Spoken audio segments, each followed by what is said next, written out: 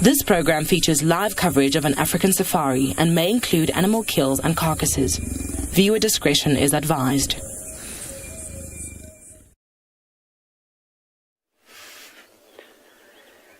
We're out here at first light with 2 leopard cubs just hiding in the grass. Welcome to your live African safari.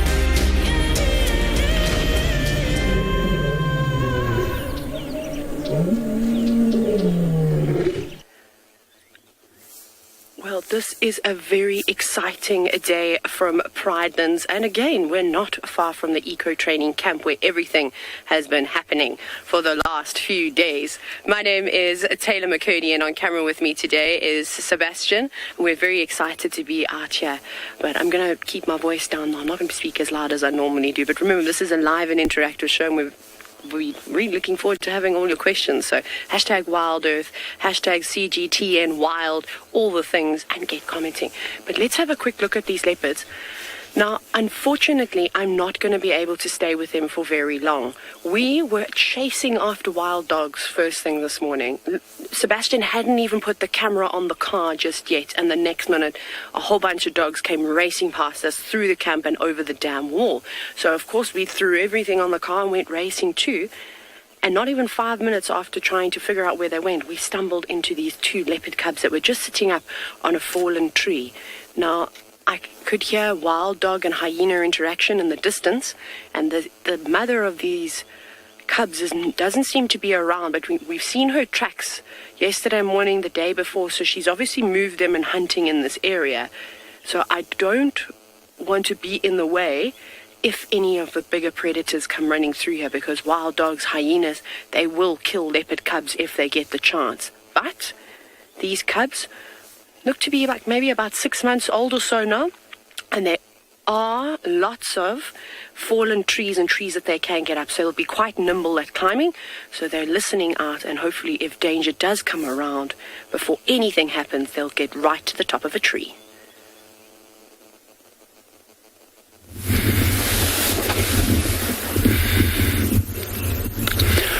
Jumbo, and hello everybody, and welcome to a different country. We are in Kenya, and we are just very close to the Mara riverbank, as you can see there. Now, currently the migration is going on, and we're just waiting here to chance. If you're lucky, we might see some wildebeest coming to cross this river. But at the moment, none has come, but we are very hopeful. If we are lucky, we might see some. Ladies and gentlemen, remember, should you have any questions or comments, please send them through using hashtag CGTNWild or hashtag WildEarth on Twitter. The whole idea is just being patient, and you stay by the river, because the wildebeest sometimes will surprise you depending on where they are coming from. That is the Mara River, and in the background there is the Olololo escarpment.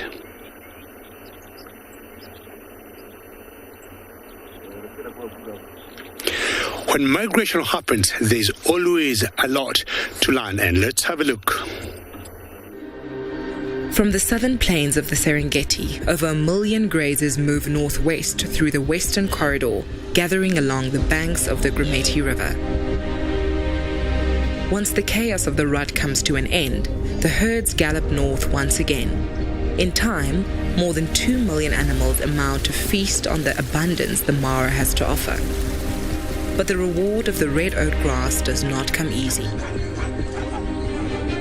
The zebra vanguard is the first on the banks, taking the plunge into the treacherous Mara River in order to reach the untouched long grass plains on the other side. Not only must they face the turbulent waters, but also the crocodiles, gliding through the rapids in anticipation. Then comes the body of the migration, the thundering herds of the white-bearded wildebeest, with their bleats echoing through the landscape while in search for greener pastures. Hunger, so too are the lions of the Mara, who patrol the banks of the river. The risks are known, but the herds are determined. All must make the leap. Some will fall, but for the survivors, the lush greenery that awaits is bountiful. And then, as is nature's way, it comes the time to cross the river again as they continue to follow the life-giving storms and nourishing plains.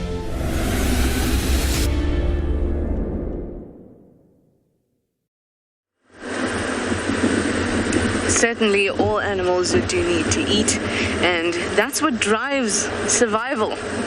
It's to being able to eat so that you can live, hopefully long enough so that you can reproduce. The meaning of life, as my biology teacher once told me, is to make more of me. Make sure that your species, and in particular your genes, are the ones that are proliferated.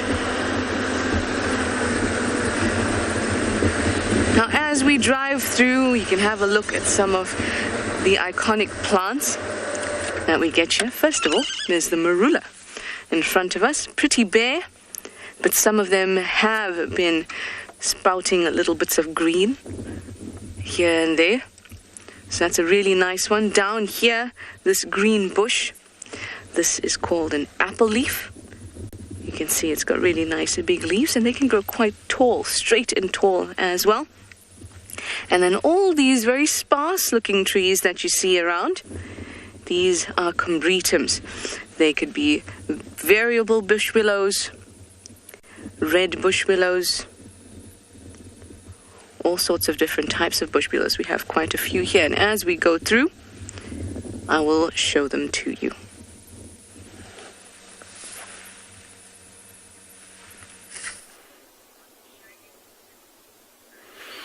What an exciting morning it has turned out to be, especially for us. We are over the moon, and I'm quite happy to say that the view of the leopard, hopefully this little one will turn around, is indeed a little female. Now, I haven't seen these two cubs for, I don't know, maybe a good 2 months or so now, which is really awesome because I didn't know if they were still alive. Now, holistic, it's very difficult to age animals because we weren't present during their birth, so we give a rough estimation. I would say that these cubs are about maybe 5.5, 6 months old now, somewhere around there. They might even be a little bit older. A thing that guides tend to forget is to actually age them. So sometimes cubs will say 6 months for 6 months. No. So we were very fortunate enough to see them a little while ago, which was awesome, and I'm almost 100% certain that this female is one that I have actually photographed. And how I did it is I looked at her left eye. You'll see just underneath her eye, if she just turns her head a little bit more, she's got two very noticeable sort of markings just below her eye and then one up on top.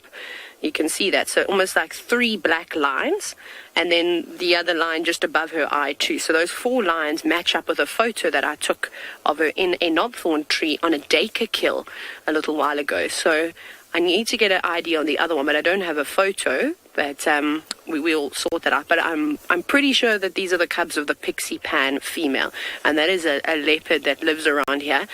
And she's really proving to us that she has got an exceptionally large territory. She's moved all over, because the last time that I personally saw these cubs and her mom, they were a good couple of kilometers away from here and nowhere near the eco training camp at all. And I know that one of the other eco training instructors had a sighting of her and these two cubs also further sort of southeast from where we're sitting right now. So it's awesome to see that she is moving around and that the cubs are still with her, because as I was saying at the beginning, the predator density on Pridelands is crazy. There are lots and lots of hyenas, and they were in camp tearing it up, trying to get into the kitchen as naughty hyenas do, and they're a big threat. And then of course the wild dogs that came booming on through too, so never mind the other leopards and the lions that are still around here. So it can be very, very stressful. And this is the first litter that we know of for the Pixie Pan female, so she's a first-time mother as well. So hopefully she will raise these cubs to independence, but they've still got a long way to go. Moizoi, so it's a leopard by the name of Pixie Pan, and she is a beautiful girl. She has got the most gorgeous blue eyes. Now, yesterday morning, there were tracks of her leading these cubs away from this area, and then we had her footprints coming back in towards the camp. So sometime, maybe yesterday afternoon, she must have fetched the cubs and moved them for a second time into a better spot. And I must say, she has chosen a nice spot. I know it looks like it's in the open, but like I said, there are so many fallen trees here that the cubs, could duck underneath, but leopards are, of course, the cats that can climb exceptionally well. It would not be very difficult for these young ones, and I've seen them up in massive trees, to climb some of these smaller sort of fallen shrubs that Sebastian is going to show you now.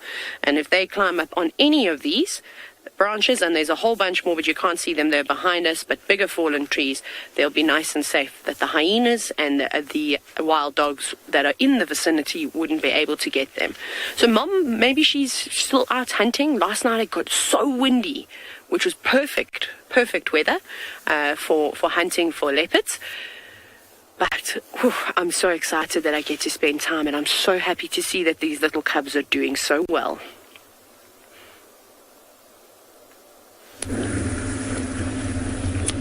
Good morning and welcome to And Beyond Ngala. Myself, I'm JAPIE, and behind the camera we have Gerrit. Now, we are currently busy driving along the banks of the Timbavati riverbed. You can see it's very green here. The grass isn't green, but the trees are, and then you can see some tall trees in the distance, and that's where the riverbed is. Now, it was a little bit cooler this morning, but it's a wind-still morning, even though we had a bit of cloud cover. And that means that the animals have moved a little bit further away from the riverbed itself, where all the cool air settled early morning. So we're hoping that we might pick up any tracks. We went past the area we had a leopard yesterday with a impala carcass that it looked like he stole in a tree. Unfortunately, there's nothing there at the moment. And with a leopard, that's no surprise. So at the moment, it's been very quiet. We haven't really seen any signs. Have a look at these beautiful big trees as we drop down into the riverbed.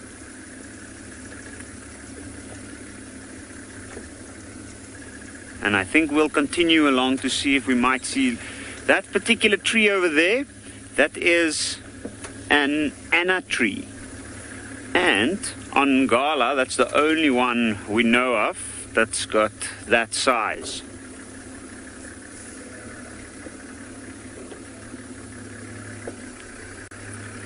So myself and Gert's going to continue along and have a look and see if we can find something on the southern side of the riverbed. Good morning everybody, and welcome to Djuma Private Game Reserve. My name is Steve, joined by VK on camera, and very excited to see you all once again out and about. And it's not as cold as it was last time I was here, although I do wish I'd brought my gloves with me because it's a little bit fresh on the fingers. Now everybody, we are back and we are doing our thing, trying to pick up on the tracks of the wild dogs that TRISHALA had last night. And I found some tracks a moment ago. They've gone into this block on my right-hand side. So I'm just going to see if we can figure out where they've gotten to. So many wild dogs with little babies. I believe there are 7 adults in the pack. And 12 puppies. Now that is something I need to see. Something I need to see. They were left just in this block last night, so it's possible that the tracks I even found were theirs from last night going into that area, but no one had driven on it. It's always that tricky situation when you arrive back. You're not too sure where anybody's been or anyone's driven. But what we're looking for is some little flecks of white. Ginger, natural predators for the wild dogs: leopard, lion, definitely. Hyena can give them a bit of a hard time. Okay, so we've got some of their tracks over here. Leopard are very, very good at sneaking up on dogs. Not very clear over there in the sand. Lion will smash wild dogs if they can. But unfortunately, the biggest threat to wild dogs on the African continent is, in fact, people. Because wild dogs are such efficient hunters. They hunt livestock and sheep and all that. It's almost impossible to keep them out of a property with fences. Now, that's just one track heading in the direction we were coming from. There's a couple more there. The youngsters. Okay, I'm just going to go around here and pop out, see if they've gone east. But lions, is if any of you watched a few years ago, Brent Leo Smith. Yeah, okay, those puppies are with them. They've gone north. Okay, let's go and have a look where they've gotten to. I think it was a lioness, I'm not sure which pride, killing a wild dog, and it's very hard to see those sort of things. I mean, they're very vigilant animals, they're very fast, they're not very powerful. I mean, when you talk about being powerful like a leopard or a lion, they're not very strong, but their strength comes in their number and their pack mentality, and strength in numbers is obviously, that adage goes quite well.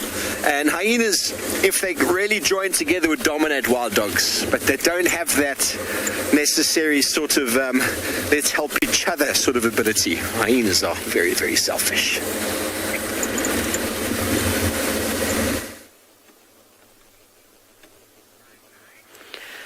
So we haven't really moved. We've done a little bit of repositioning. You can see this young little cub has now got her head up. She's very attentive. She's listening to every bird tweet, to literally any movement, which makes me very happy, because you can imagine normally at a very young age they're preoccupied and they want to play with their siblings, which I think is going to happen. So you can see, look how her behavior has changed from looking around her, and look, going straight down into that classic stalking position. Young brother must be about to pop over the other side of the grass. Look at that. No, just waiting. Her brother is now paused. He doesn't seem like he wants to play as much as she does, but she did come stalking over. But anyways, what I am trying to say is that it's really exciting to see that 2 young animals are listening to the signs of the wild, because sometimes they can get a bit distracted and just want to play with one another or venture off when mom has asked them very nicely to stay. But that's not the case this morning, which is awesome. I have just lost the call to the directors, so apologies if I don't get any of your questions, but we will wait for that to come back up. I'm also just every now and then you'll hear me go quiet because my heart is also racing. I'm also listening out to make sure that those wild dogs don't make a turn. It sounds like the wild dogs are still on the property, but they are motoring very far towards the east. And sorry about the doodle-doo. There we go. Perfect. Now we can get all your questions, which is awesome. Hello, little girl. You can see how pink her little nose is still. She's got no scars. She's looking good. And they don't look too thin either.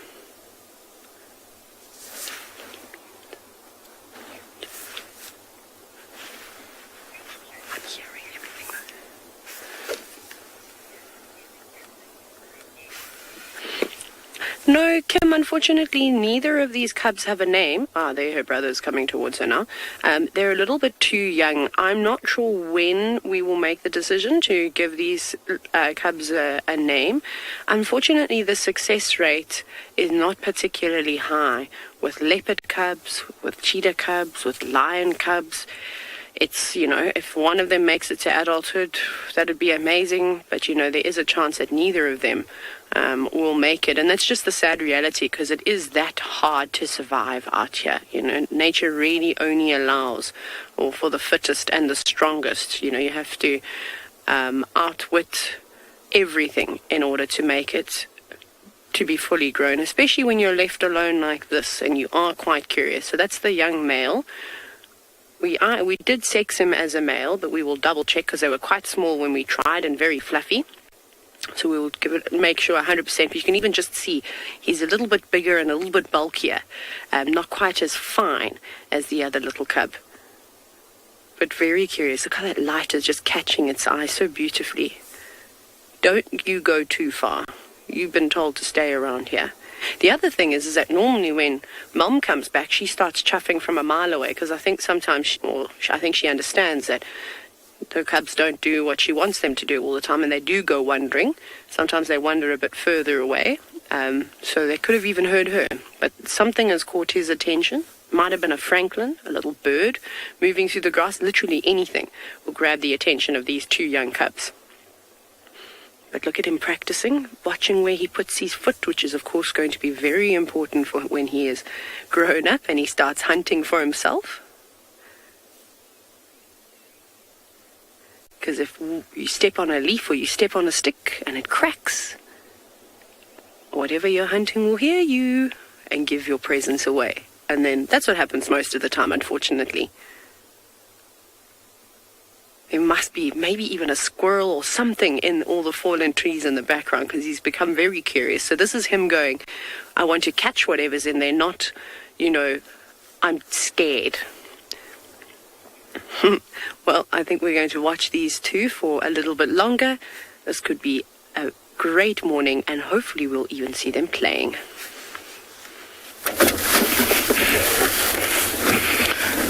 Yes, we are in the Masai Mara, and this is the beautiful landscape that we have here. Good morning, everyone. My name is Isaac, and on camera, as usual, is Big James. And we are live from the Masai Mara. Today, we are quite far away. We are looking for cheetah. We don't know how lucky we'll be. The wildebeest is very scattered where we are, but we'd like to share with you the kind of landscape that we have over here. It is flat and empty as far as you can see. Only a few wildebeest on a mission, doing what they do best. They are moving towards the plains and towards the river. This is one of the landscapes we have in the Masai Mara, or I would call it the habitat. It's called open savanna. We have four more. The one is the riverine forest, the rocky outcrops,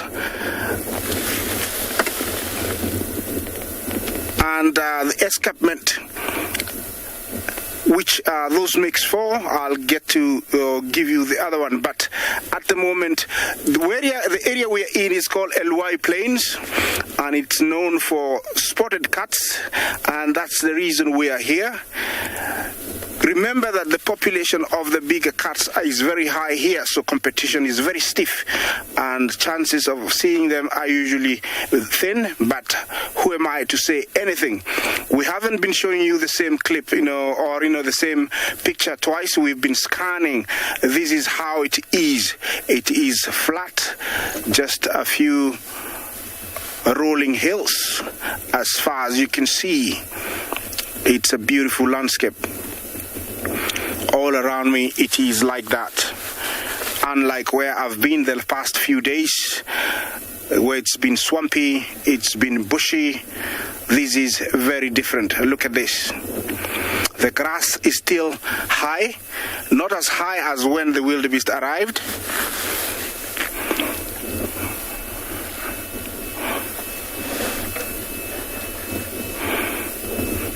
Kathy, you asked me if I've ever known any of the animals crossing the river at night. Of course, at night, the only animal that would cross the river would be elephant. It's not afraid. But through my experience, it's been very few times that I've been out at night. It is illegal anywhere to be out at night. So I don't have any experience of seeing anybody cross at night, but I would say if an animal was to cross, it would be the elephant. You see how empty it is? I haven't found anything interesting for you guys. I am struggling. But yeah, if you send me those positive vibes, I might be able to find you something in the next half hour or so. I will be turning back in the next half hour, following the plains, following the riverine forest, going towards the swamp, and hopefully I can have something for you guys. Remember to engage me.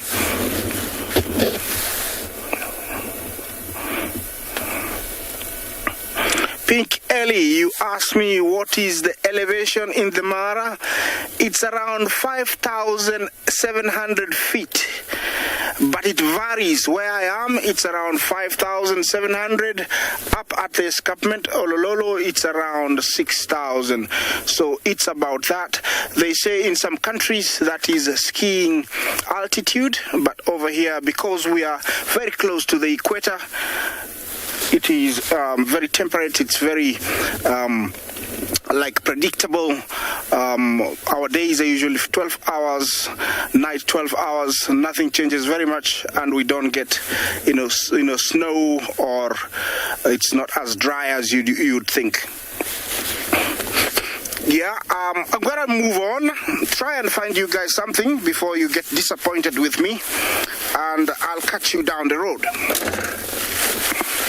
Yeah, because, this is a very big area and you have to continue driving. Isaac, I don't think you could disappoint anybody, even if you've tried. You're always finding such amazing creatures. However, for me, this is an unusual sighting. Normally, I repel leopards, so I'm over the moon with the fact that I have 2 little ones. Now, the naughty little boy has ventured off a bit further, and we think we saw a scrub hare dash out, so that's obviously what he was trying to stalk. I'd be impressed if he caught a scrub hare, because it's maybe the scrub hare is probably a bit smaller than they are. They're not very big, so this is the young female. I think she's thinking in her head, I was told to stay here, now I'm going to stay here. Well, that's what I think anyways. But you can see she's just watching as he goes off. But it's important for them at this time of their youth to start practicing, like we saw, the stalking, getting those techniques right. Because if you don't practice them, you can't, of course, get any better. And they need to learn that it is not easy to find food.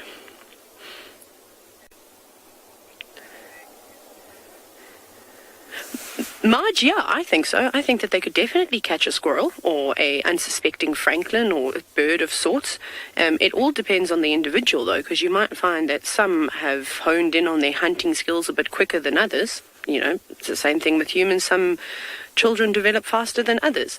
So it really just depends what captures their curiosity, and do they go after it. I mean, I'm so excited, and I'm really happy to see that these cubs are very relaxed, because they don't mind the vehicle at all. Their mom, she's not as relaxed with the vehicles, but she's normally quite fine.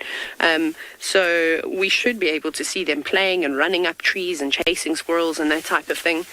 But there's also been a lot of cases where, unfortunately, something has happened to a mother, and cubs have been sort of, I suppose, left to fend for themselves at very young ages. I know at and beyond Ngala there's a leopard. Oh, but before I get into that, off you go to somewhere else. Well, ladies and gentlemen, this is what we have been waiting for, and we are very lucky to have seen a crossing, as you can see on the screen there. We just repositioned from where we were, and there we are. The wildebeest crossing the very famous Mara River that is sometimes full of life and sometimes full of death. These ones must have been scared, and you look at them carefully, they are all youngsters. most of the adults have already crossed, and you can see there the last tail of the herd that has just crossed to the other side of the river.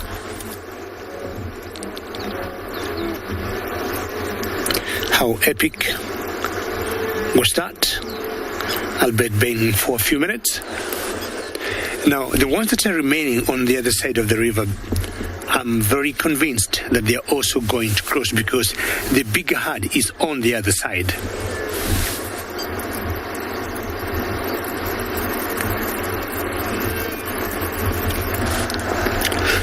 Barbara, I'll tell you, crossing the river would be like they could cross the river, stay for a day or stay for a week and come back the other way. So it's very difficult to know how long, Barbara, they'll be on the other side of the river, but it could be anything, a day, a week, sometimes even a month. Then they crisscross and come back the other side as they'll be heading to Serengeti National Park in Tanzania. We have seen occasionally, Barbara, these animals crossing the river 2 times in one day, go one way in the morning and come back the same way they were earlier in the afternoon.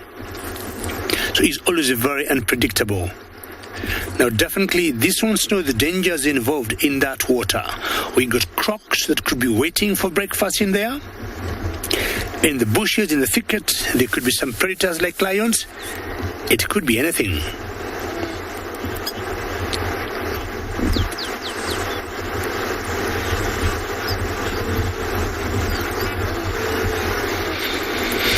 I'm sure you can hear them calling each other.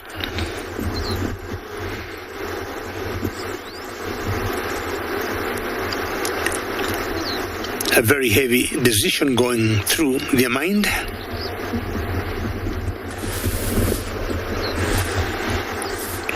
In this particular group, as I said earlier, majority of them are youngsters or their calves, about 6 months old. And most of the adults have crossed. So either way, these ones will at one point have to join them.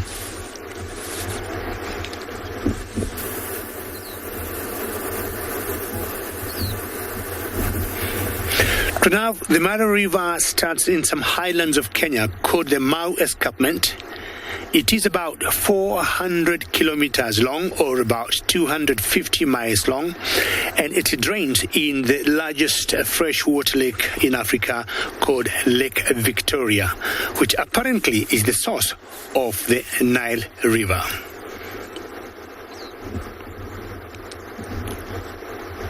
So the river comes through the Masai Mara Game Reserve in Kenya.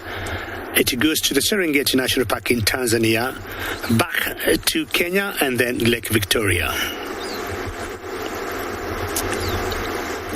Now, behind these youngster wildebeests, we got some zebras in the background, and I'm sure they may also cross together.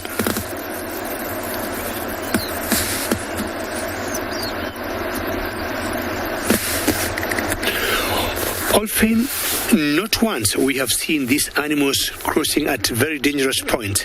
The main river they'll cross into is the Mara River. We've got other smaller rivers in the Mara and in Serengeti, but the most famous one when it comes to crossing is where we are.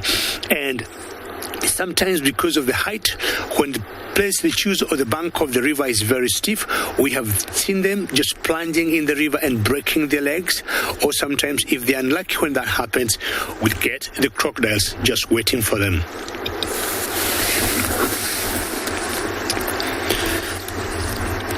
Such difficult decision to make here.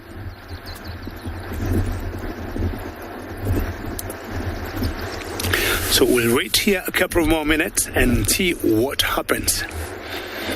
Oh, yes, they are. It's the difference between life and death.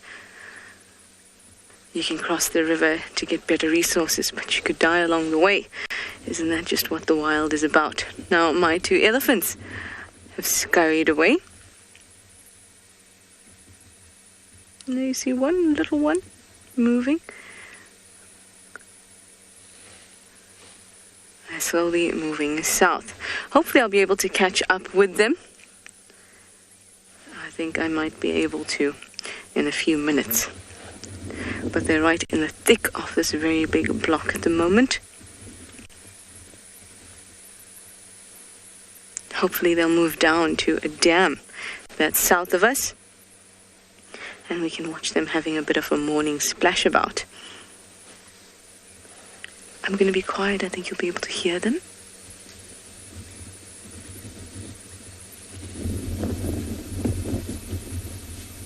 Possibly you'll only be able to hear some wind. Let's go forward just a little bit where it's a tad clearer, or that the bush is a little bit clearer. That's the benefit of game viewing in the winter, is that the bush is not too thick. There's a small gap here. Let's see if they'll walk through. There we go.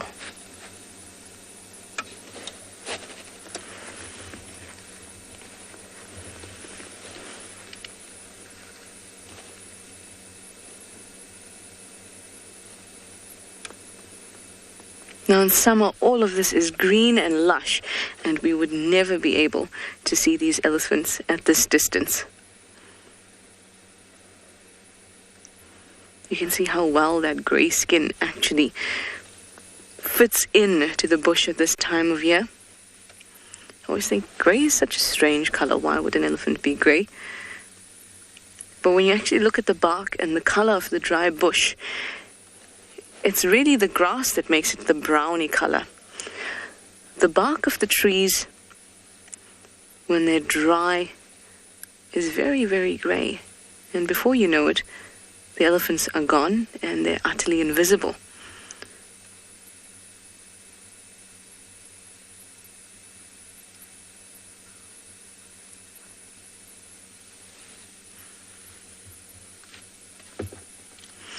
Jackie, you'd like to know which big trees stay green all winter. There's a few of them. The torchwood, Belonites mugami, that stays pretty green. The jackalberry, Diosporus mespiliformis, that one gets a little tinge of yellow, but it does not drop its leaves in the way that you'd say a knobthorn or marula does. So those two are the ones I can think of that are very large, big trees.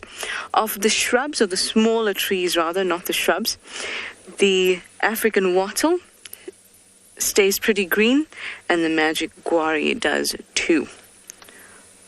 I'm really glad that we're talking about some trees, and since I know you're interested, let's go and find some really nice ones.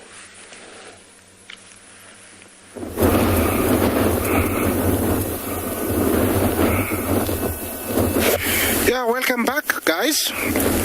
Here I have one of my few birds of the day, the scavengers of the Masai Mara, and all cuddled up, all on the ground, because on the trees it can be very windy. That is the Rupel's griffon, the African white-backed vulture there. These are the main scavengers of the plains. There are quite a good number around this area, and I don't know, the farthest to the left, that is Rupel's griffon. He's got usually that ivory colored beak. I don't know why they're on the ground. I would say because it's very windy in the trees, it's less windy on the ground. But usually they are a good sign that they could be a predator on a kill, but I don't see anything yet. Those are called the Nine Hills, or Mulima Tisa. That is towards the Serengeti. If you look in far distance, that is the Serengeti. And I have another migrating herd of wildebeest. Very typical. Yeah, when you see this, you know that you are in the migration. You see them, walking in a straight line. That means they are migrating, they're heading somewhere. Usually they don't have a space, they have one specific direction, but when they arrive at an area, they mill around, moving up and down, and not moving, not doing, very much of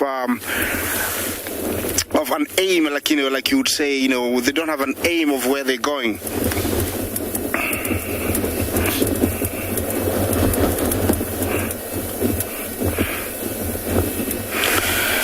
Rocky Road.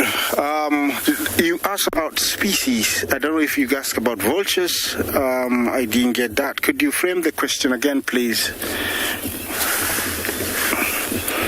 Rocky Road.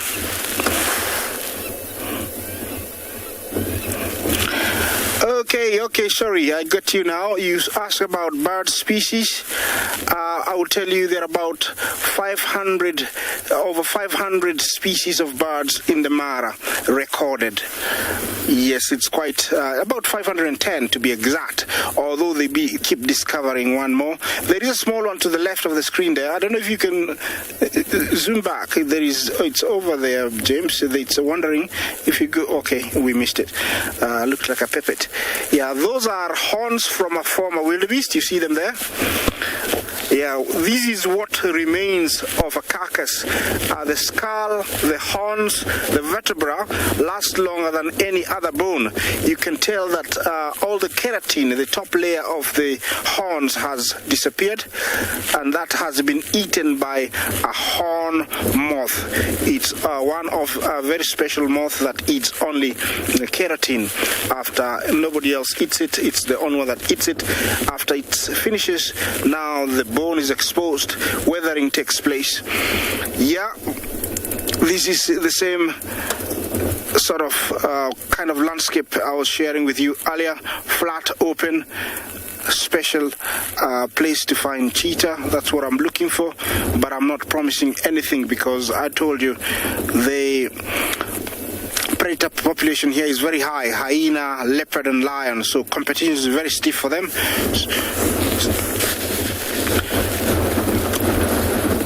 So it's very difficult to see them, the cheetahs here because of high competition. Now, this is a very important bird, and maybe it would be nice to learn more and see more about these special scavengers. The Masai Mara is a wonderland of wildlife. Countless animals thrive here. Predator, prey, and scavenger. Many in the sweeping migration herd will not make the return journey. For the ravenous aerial cleanup crew, the migration is a bountiful feast. Predators will kill more than their fair share, but others will fall victim to drowning, illness, and even old age. Thousands of vultures swoop from the skies of the Mara to devour the carcasses. The enormous leopard face dominates, while the rupals, griffins, and white-backed vultures squabble and hiss for scraps. Jackals and storks may also enter the feasting frenzy. When the unruly banquet is over, the vultures take to the air once more.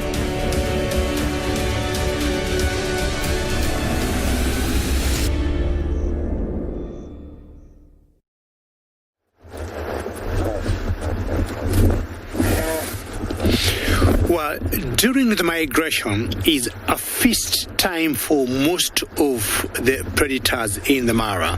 Now, vultures do a very good job. And there's a time I was debating of all the animals that we have in the Masai Mara ecosystem, which one do I think are very important?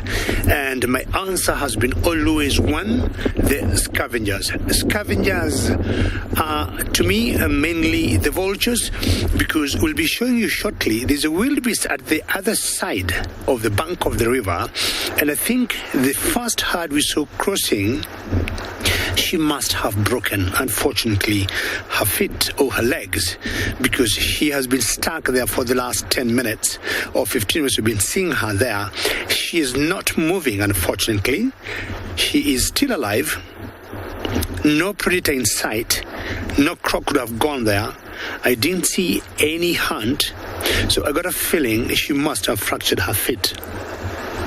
Now, if she is going to die there and the crocs don't get it, the only other animals that will help clean that mess will be the vultures.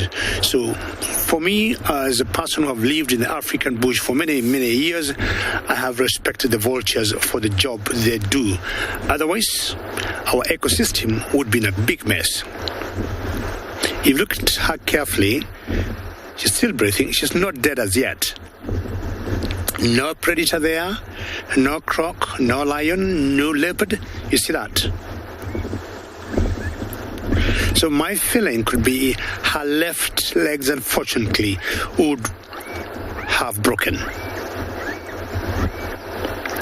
Not sure whether you can hear in the background, like the jackals you just watched in that clip, we can hear some of them calling. I don't know where they are, but from where I am, I can hear some jackals calling.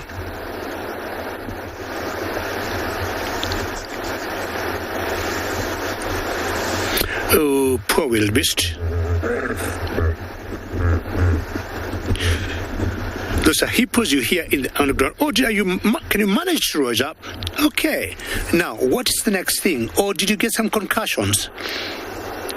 She looks fine to me.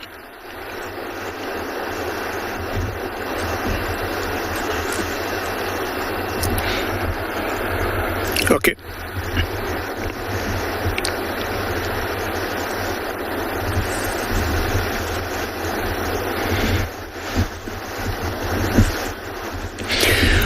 Well, I could have been wrong, and I think she might have gotten some concussions on the way up there, and she has slowly recovered.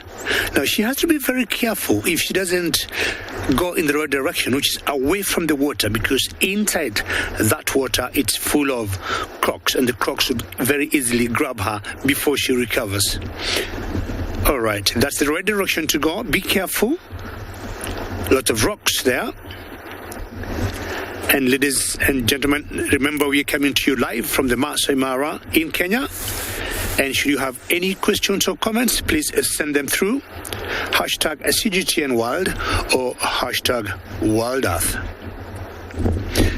It's going to be a very tall order for her to go through those rocks there. But hopefully she has recovered very quickly. She'll get her balance right and she'll know where to step. Otherwise, she might end up in more trouble.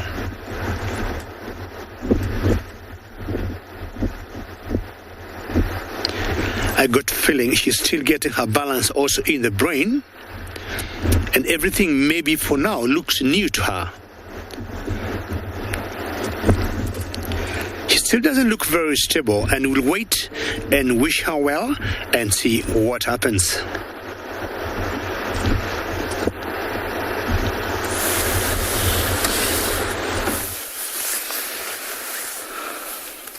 Good morning, everyone, and welcome to a very crisp and beyond Pinda Private Game Reserve, where this morning we found a very unusual suspect that you've just seen, a greater flamingo.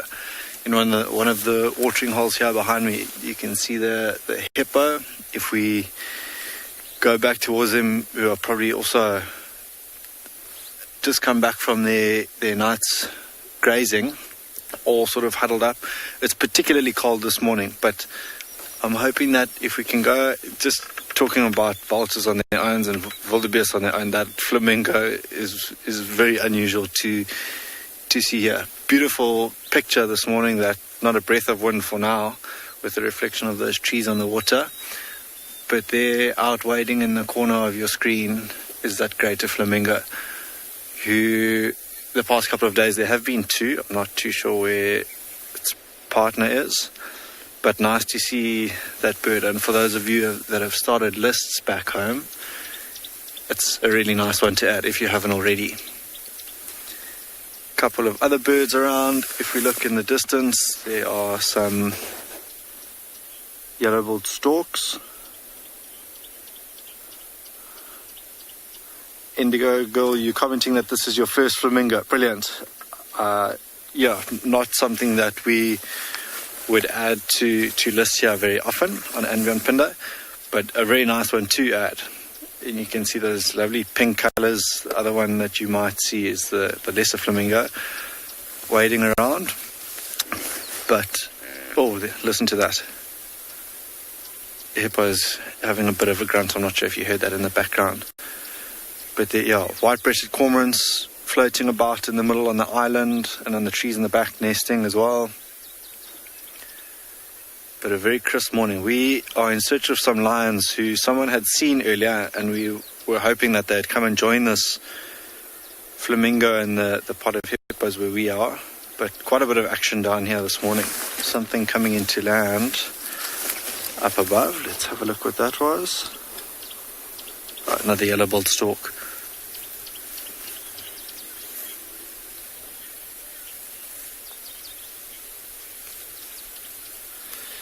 Miss, you asking why flamingo are not common in this area. There are a lot of estuaries and inland lakes that are a lot bigger than this particular watering hole that you see in front of us, which I think offer a little bit more food for them. But maybe these two passerby were either going to one that saw this watering hole. It has been quite windy, so maybe just getting a bit of a break from the wind and found themselves here, and obviously have found food at the same time for them, so have stuck around for a couple of days, which is nice to see. There's just below your screen where the hippos are, above them to the left, is a grey heron who's also out this morning looking for maybe things like frogs or little fish or anything that it can get its bill on. You never know, maybe those hippos stir something up for him to grab onto.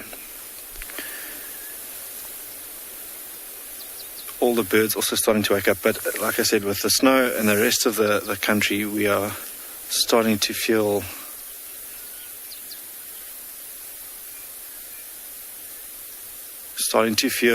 the effects of that snow from around the country. It is particularly cold here on Phinda.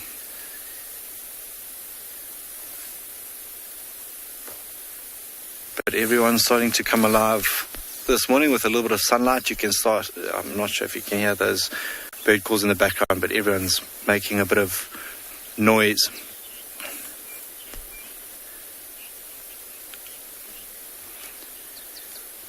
Jackie, you asking if flamingos migrate?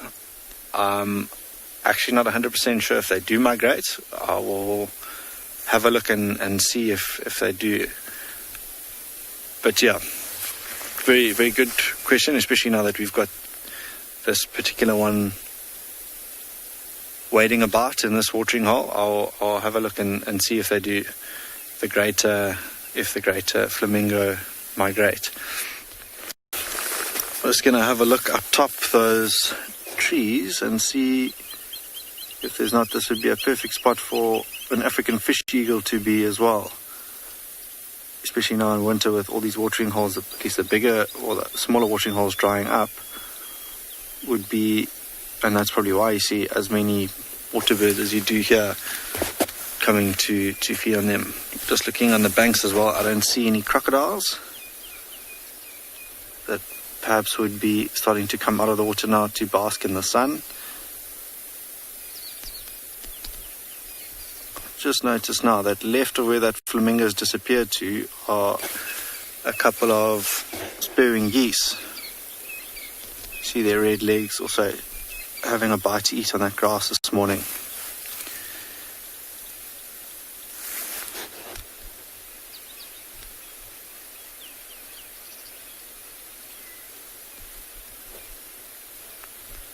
Those lions were sitting at another watering hole a little bit further beyond this where we're looking now, behind where those spurwing geese are, making their way in this general direction. They might be on the hunt this morning. In fact, there's one there. We can see one now. If you look above the vehicle, they've actually come to join us. Just to the left-hand side, there walks a lioness across the road towards us. And up on the dam wall is the other one. Fantastic. So patience has prevailed this morning, and easy enough for us that these lions have come to join us. Brilliant. I'm hoping that if they do carry on their way, that they might come straight past us. But I think for them, not a bad place to to have a look and see if there is a potential meal, because a lot of animals obviously are very water dependent, will have to come and drink during the day at some stage. So if they too are patient, who knows what might happen. It looks like something's caught the attention of the one on the right hand side of your screen. You can see how she's remained fixed on that area to the right. This is quite a... We're very close to sort of the hub of Anbion-Pinda, so quite a busy intersection. That's why you might see a car in the background. But I'm just looking through the binoculars at that lioness. I don't see what she's seen down there or what's caught her attention, but she is very fixed on something at the moment. Let's see, it would be quite a treat if they did come down and drink.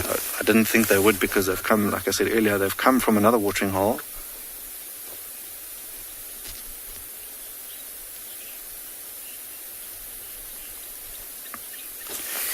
Jerry, you're asking if I know which pride these two particular lionesses come from.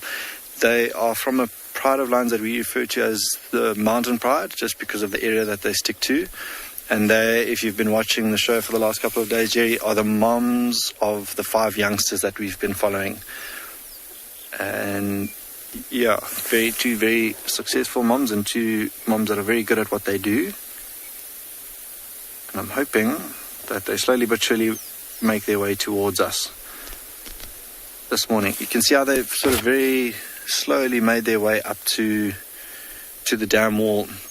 On the other side, there's probably very good browsing for things like nyala that might be lurking in the area, even impala. But it is still very cold, and I can only imagine as today warms up, there's not a cloud in sight, that they could potentially come down or just hang around this watering hole and hunt. And if they are successful in doing so, go back and call those 5 youngsters to whatever it is that they've caught. But a very pleasant surprise. I know a couple of guys have been looking. For these lions this morning. I'm going to stay here and see what prevails.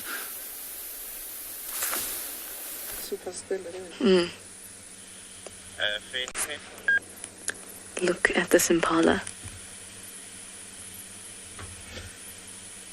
You may think it's actually a frozen shot. It's standing so still.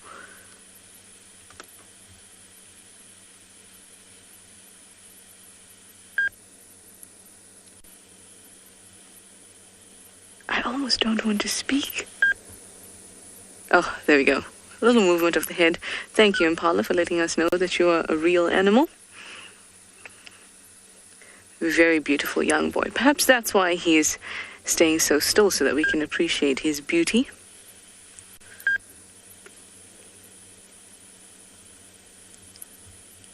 You can see the whites above the eyes and by the lips. Looks like they've had a coffee and all the froth is on their lips. And of course they've got some white eyeshadow as well. I think they're stunning, stunning antelopes. Possibly one of the most beautiful. Really sleek. Lani, you say this is the frozen impala? Yes, this impala is posing.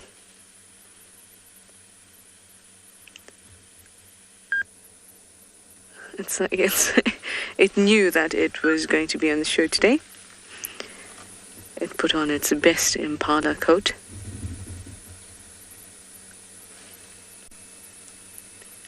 Interestingly, it's not looking at us. It's looking a little bit to the east of us, sort of behind our vehicle. It's always important, like we've said many times before, to pay attention to what impalas are doing.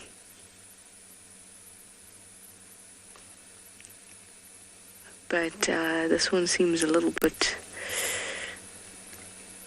not sure what's going on with this one. Because all the others are very relaxed, and I don't think that this impala has seen something that has alerted it. If it had,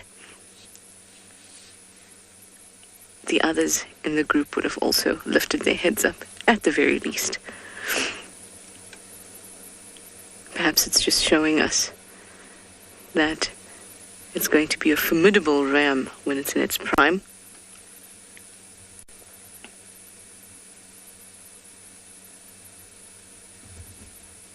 I don't want to laugh at an impala, but this is quite funny.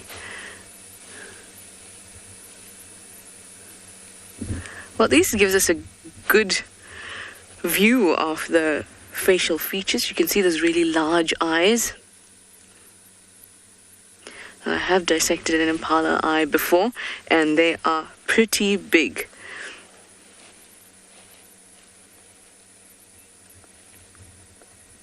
And you can see those large eyelashes too. There's also spots of whiskers, or what's called vibrissae, there by the mouth. You can see those tiny little spots. Those are its vibrissae. Help it to pick up, or extra feeling, another tactile sensory apparatus.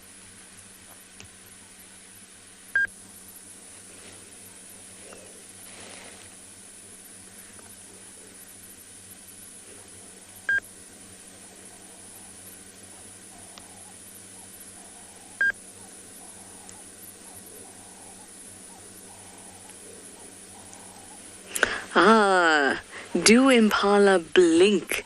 That's what Ginger is asking. Impalas do blink.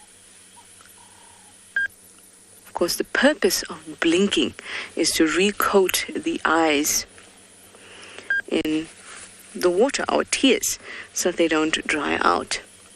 So yes, they do blink. Perhaps this one is not a great example of a blinking impala.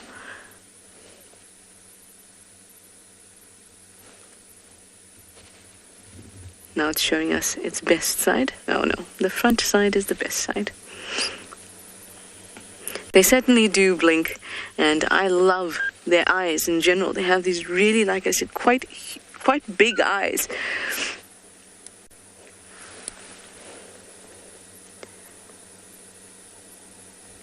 And those gorgeous eyelashes.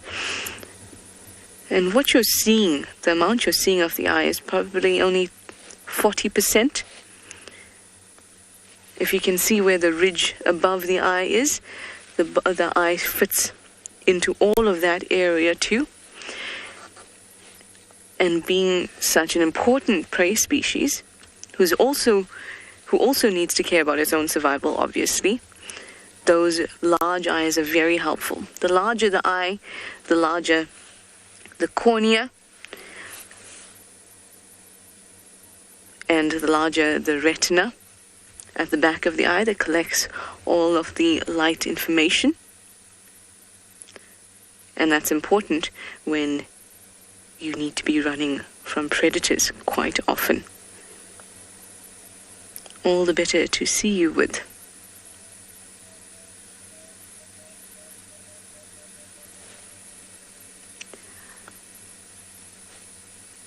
Okay, Impala, this is getting a little bit strange now. Either you need to alarm call for me so I know that you think there's a predator around.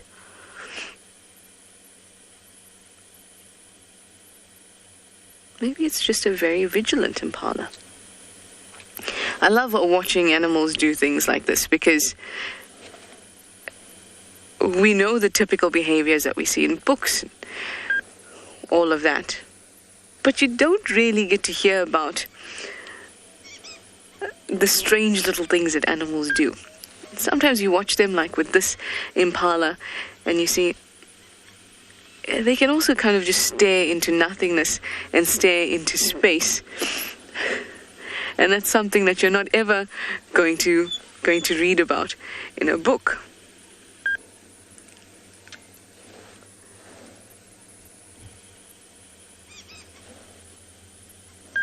Animals do some wonderful things and very entertaining things. Here we have an impala that can move and is very busy.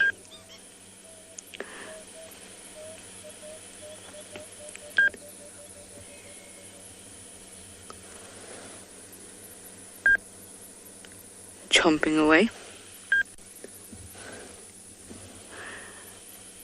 This was a very, very interesting impala segment. Let's have a last look at our steely-faced friend. Amazing. I'm sure this impala is a great poker player. Good morning from a very cold Tswalu Kalahari. We had -6 this morning. So I hope wherever you are, that you are all staying warm. As always, it is such a pleasure having you with us. David on camera, and my name's Dylan. It is going to be a great day out here. I have no idea what we're going to find. All I do know is that it is still breezy and it is very, very cold. So it's certainly not ideal for things like meerkats and any of the small animals. I'm just going to put it out there, put my heart to my sleeve here. Skipped a big beat when I got here this morning, and I was so sad because I got here and every morning when I come to the dam, the first thing that I do is we check the Shelby family. It's like, okay, count the ducklings, are they still there? And this morning I get here and I could only count 3.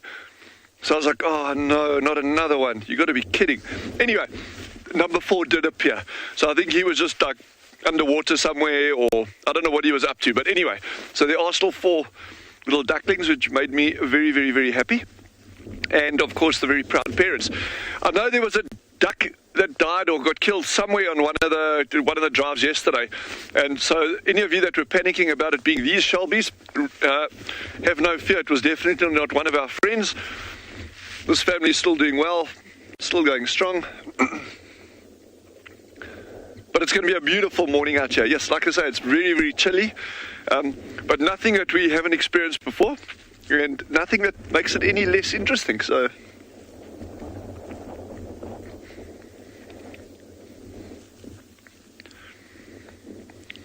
beautiful lapwing right in the front here as well. Just foraging along the edge of the water. So everyone's out and about and doing their thing. So yeah, no wildebeest crossings at this dam. Excuse me. But we say no wildebeest crossings, but have a look at this lapwing here. You know, everyone wants to see a kill one day. You know, well, no, I wouldn't say. Let's not generalize it. A lot of people want to see a kill, and it's kind of like often seen as like that ultimate sighting. This little bird, we've looked at them before at some of the other dams. This guy is going to be walking along, making kill after kill after kill after kill, but we don't see it as that. Why? Because he's catching invertebrates. It's like, oh well, does that really class as a kill? But they are actively hunting, actively foraging along the edge of the water.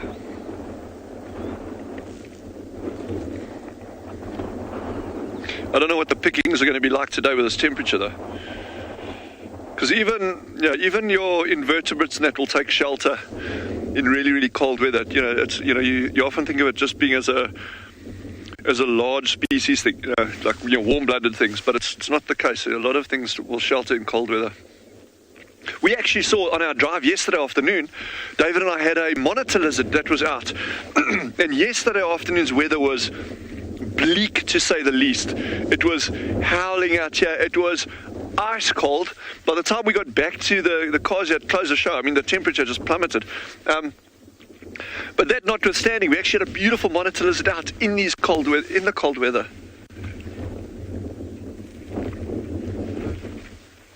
Michael has just asked the question, and why I think it's such a fun question to answer now is because I actually commented on something earlier, and the question that Michael has asked, is it too cold for the roan and sable to be drinking now? So that's just 2 examples, Michael, that you've used of so many different antelope species that we got here.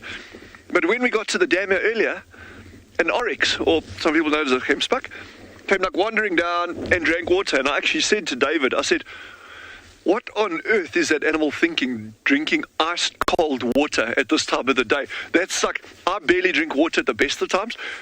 To drink ice cold water, a glass like that first thing in the morning, no thank you. Let them do it. So yeah, animals, it also depends on the condition of the animal. We have no idea what was happening the previous day with that animal. you get certain species. Excuse me. If you take something like not an African wildcat, a small spotted cat, which we've got here, it's actually more commonly known as a black-footed cat is a more correct term. These little guys never, ever, ever drink water. Ever. You'll never see them drinking water unless they are on the point of death, literally. And if their livers start failing in it, then they'll go. So if you see a black-footed cat, or your guide shows you a black-footed cat drinking water, you can bet your bottom dollar within a week that cat will be dead. It's just the way their physiology works. So coming back to your question about the Rona's table, it's really, dependent on what was going on.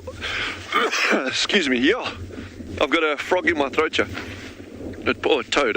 No, but it's really dependent on what was going on with that animal the previous day. I mean, you can't generalize and say, well, all animals drink from this time to that time and nothing happens in between. You'll get so much variation within any species. Like we say, we got that, David, that monitor lizard yesterday. It was freezing cold, and if someone had asked me 10 seconds before we found it, do you think you'd see a monitor lizard this afternoon? I would have said, yeah, don't even bother. It's extreme. It's not impossible, but extremely unlikely. And yet, there he was, out basking in the sun. Yeah, so we actually had some really nice sightings yesterday. But obviously, we just, we weren't on air, and, we didn't get airtime. We tried to purchase it, but it didn't help.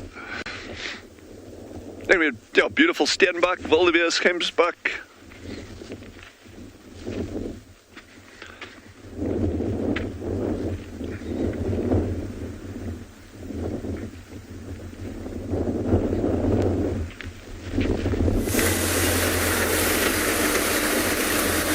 Thanks, Dylan. Yes, well, it must be freezing. There's ice and snow all over the western side of the country. It's feeling a little bit fresh this morning as well. So everybody, the wild dogs all crossed over to Torchwood, unfortunately. They've all gone over that side. But they're not far from the Chitwa boundary. So we're just keeping our ear on the radio to see if maybe they go back down south. It's possible they might head on to Chitwa. We've had quite a lot of success with wild dogs and Chitwa in the past. But we also had some female leopard tracks this morning on our way towards trying to pick up on the dogs. So I've just moved back into the area to see if we can see where those tracks were maybe headed to.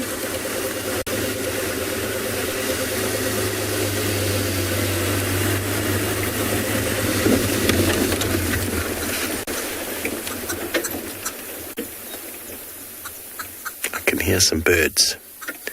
You can't see them. No. The green woodhoopers are calling. Have you got them? Okay. Are you going to be able to see them there?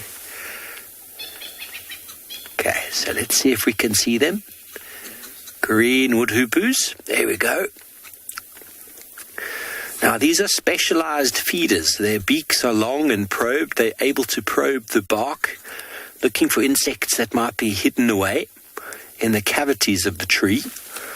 And it's a specialized feeding strategy. You get the different types of specialized feeding with regards to filter feeders, like the flamingo and some ducks, able to filter zooplankton or phytoplankton, bacteria, algae out of the water. You get peckers, woodpeckers and the like, which are able to physically access insects and the like that are hidden away in the tree. And then you get probers, and there are so many probing beaks. Many of the aquatic birds that we might come across are probers. And the different shape and design of those beaks, some will decurve or recurve down, and some will decurve upwards. Some will be short, some will be long. All depending on the shape and size of the beak is how that bird is evolved and adapted to their habitat. Okay, well, we're going to carry on moving along here and see if we can pick up on any signs of that female leopardess.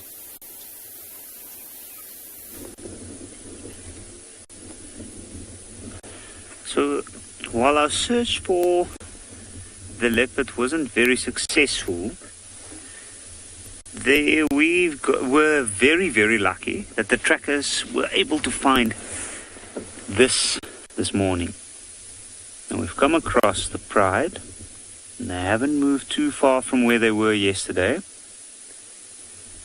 And as we can see at the moment, there's a little bit of a fight going on about some food.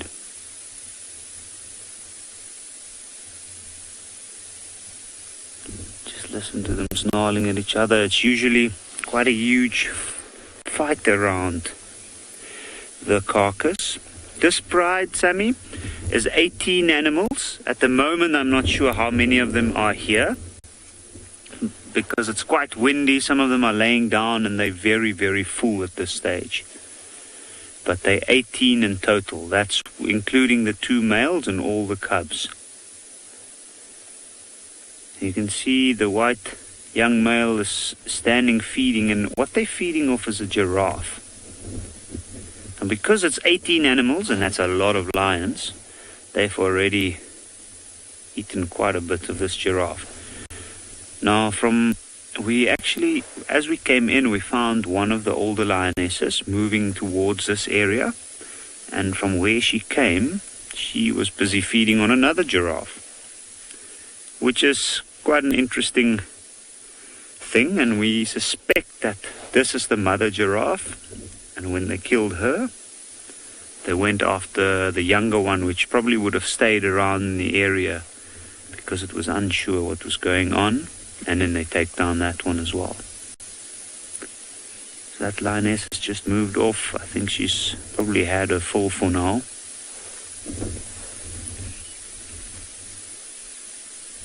It mainly looks like young males busy feeding.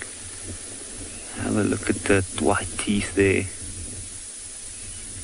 You can see he's got his face right in there, trying to pull off some of that pieces of meat stuck onto the skin. You'll see him, he'll lick it vigorously and then turn his mouth around at different angles.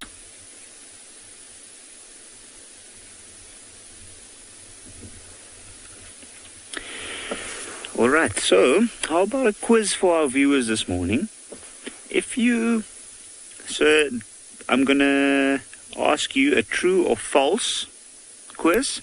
And in this case, what I'm going to ask is the giraffe's skin thicker than an elephant's skin? Or I'm going to say the giraffe skin is thicker than an elephant's skin. True or false?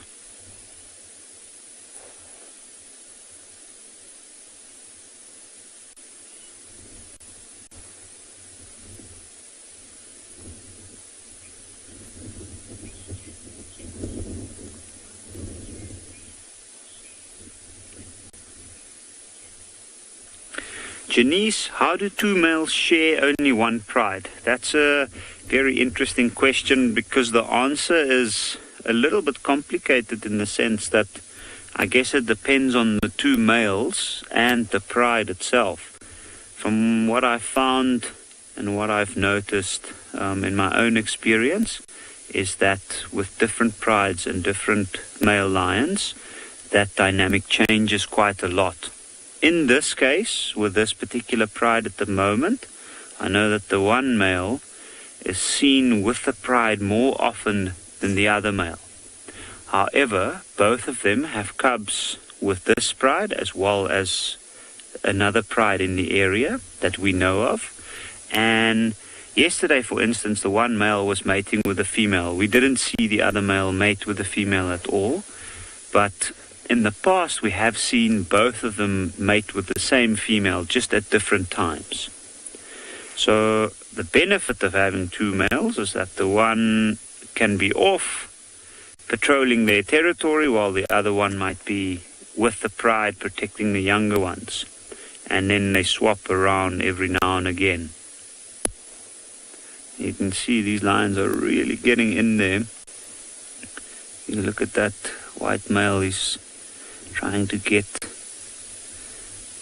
a piece of meat off from that thick skin, like right in the side of his mouth. The teeth on that side we call the carnassials, and like a scissor they basically cut pieces of meat off. You can see it looks like a female off to the left, and she is basically so full she has to lay down to feed.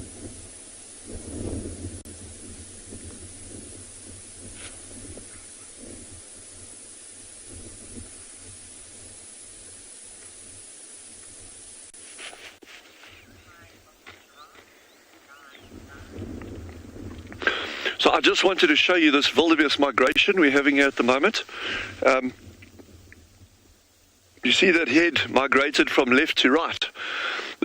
No, I'm just amazed at the and I mean, I know it's a world-renowned spectacle, but the absolute staggering numbers of wildebeest in the Mara area there. It is pretty spectacular. We have somewhat less in this area, and this is a big territorial bull. And he's a magnificent animal, actually. He's in his prime condition. You can see those, what they call preorbital glands just below the eye there. And that's what they use for scent marking on trees. You'll often see them walking up to trees and actually rubbing those preorbital glands against the tree. And that's how these bulls actually advertise their presence. Part of their way of advertising their presence to other males and to females. He seems quite intent on something out to the right over there. So... but we haven't noticed anything. There haven't been any alarm calls. So, I don't want to say it's not lion or wild dogs or hyena or anything. Because the one thing is, so many people ask me, well, when you see an animal and it's nice and relaxed, and say, oh, well, there's obviously no predators here because the animals are relaxed. And, that's really not the case. Your predators, their whole existence revolves around being super well camouflaged, hiding from prey in order to enable them to get closer so that they can catch things. And imagine if the prey animals just knew every single day where the lions were. Then you wouldn't have lions on a giraffe kill, like we've got now in one of the other feeds. Predators are designed to be as sneaky as a weasel.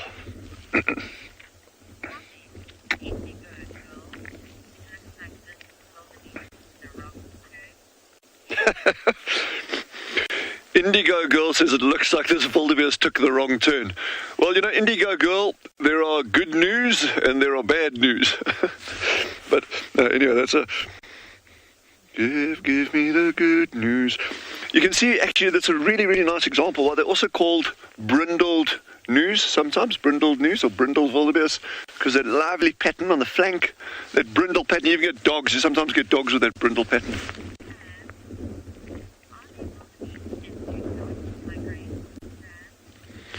Wow, now there's a great question. Sam has asked this. Do you get wildebeest that do not migrate? So many species used to migrate for various reasons.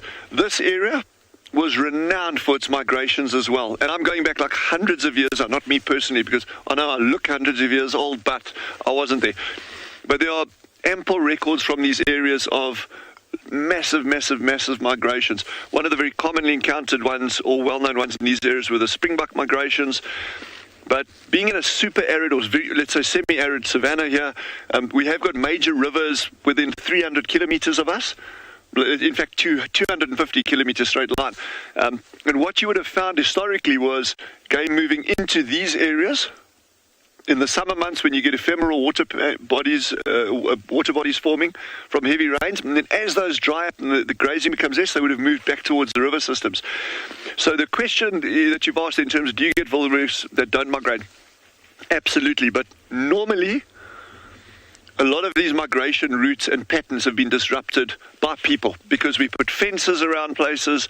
And again, that's a necessary evil. I'm not expressing any views over there because, you really can't express personal viewpoints on platforms like this. It's, it is what it is. And so often these migration routes and that have been severely disrupted or broken up altogether.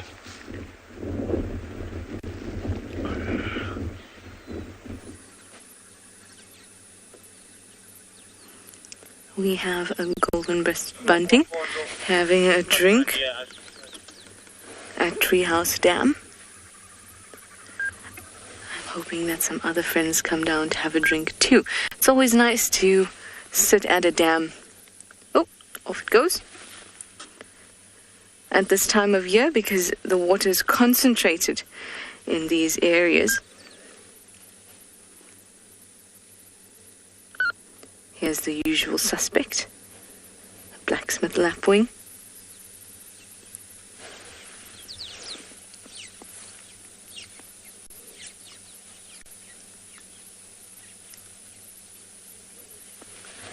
Doing its usual thing around the water holes.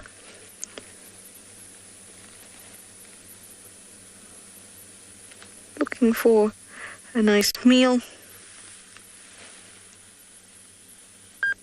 They like tiny little invertebrates, especially little termites and ants. See those long, slender legs. Very beautiful. Now I've swung past the hyena den, which is inactive at this time. But we'll keep on trucking west. See what else we can find. We haven't picked up on many tracks or anything like that. I was hoping that maybe Shadudu from last night would be around, but we are not so lucky, at least not yet. But we still have a lot of time left, which means that the potential to find things is still very strong, I think.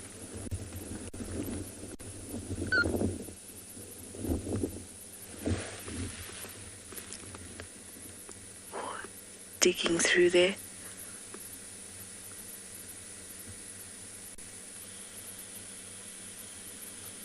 You can actually hear that the bush is quite quiet.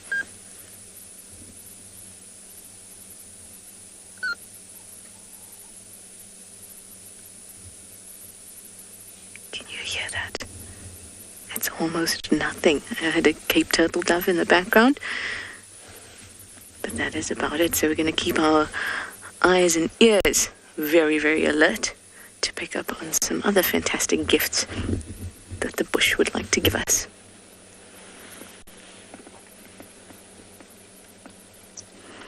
All right, let us scan the edges really quickly.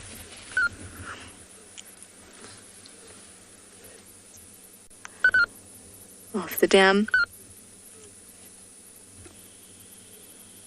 Let's go all the way around.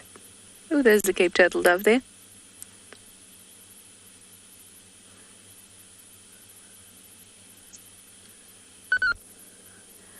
Very cool. All right, let's have a quick scan. Just along the edges there.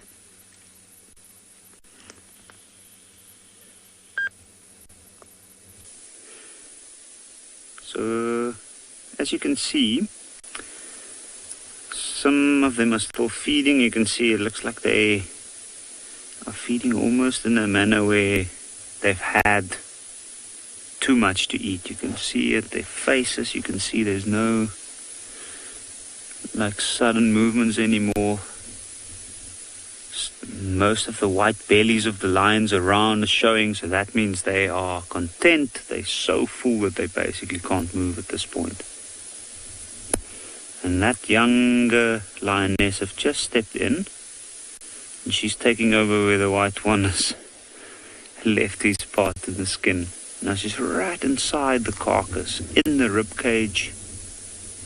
If I'm not mistaken, the backside is the part that's facing us, and it looks like this lioness is slowly, they might even be growling at each other. So I think they're meeting each other right inside that carcass. Maybe their heads are a little bit close to each other.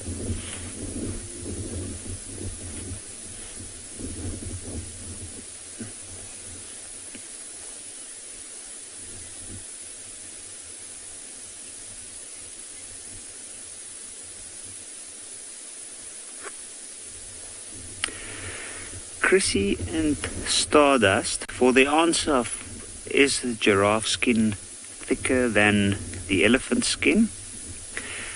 I think you've got it right. The giraffe skin is the skin itself, and that's not the layer of fat underneath that's included, often with a lot of the measurements of skins.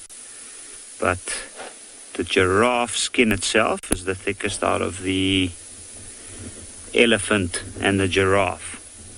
So very, very well done to you. And that is basically why we're seeing these lions struggle a bit. Now, lions have incredibly powerful jaws, and they are very powerful animals, but they don't have the most powerful jaws out of the mammals. And in this case, they are struggling a bit. And that's why we see most of the meat's been eaten out, but the skin is still covering the bones.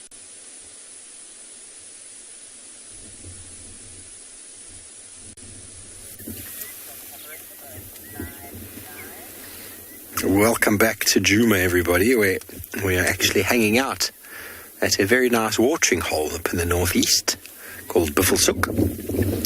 And there is two birds, one being a very aquatic bird on the right, called the three-banded plover.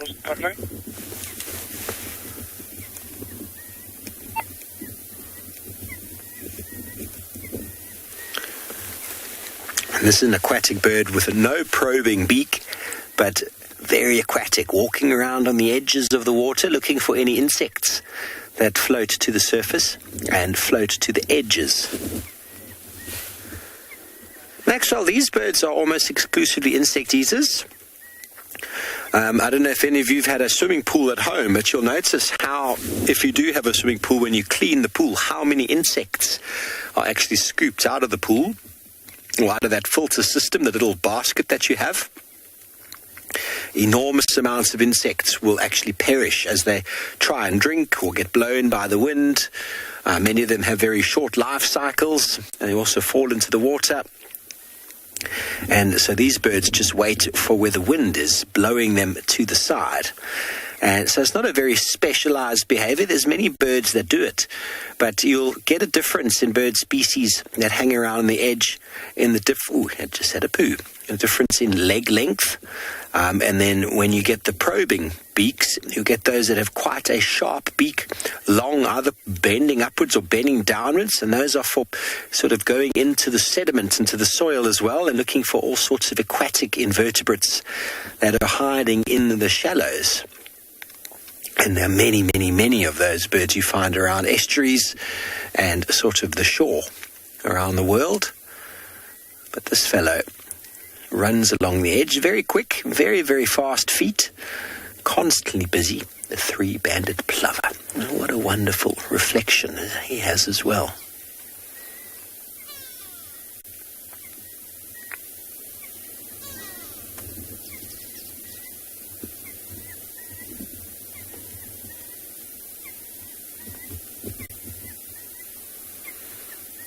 We refer to these birds as wading birds, sort of a general class of their own.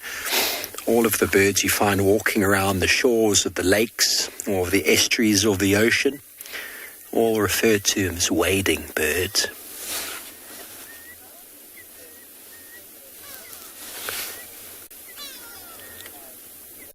I'll have Westies wants to know how these birds keep their feet warm. Well, that's a very good question.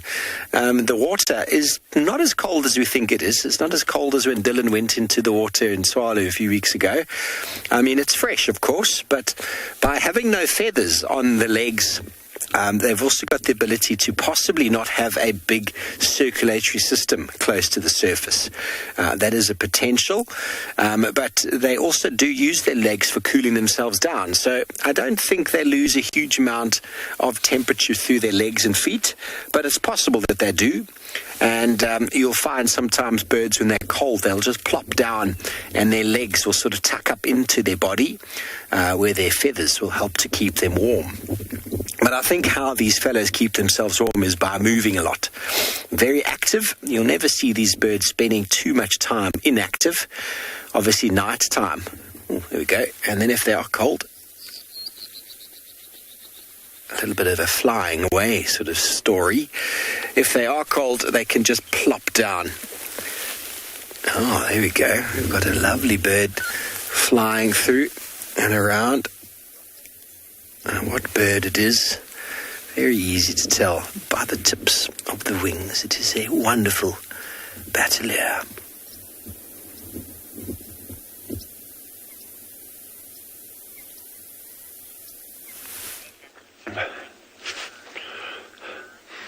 So I'm going to admit straight out to, like one of our colleagues was talking about me walking through that water the other day. You know how badly that backfired on me?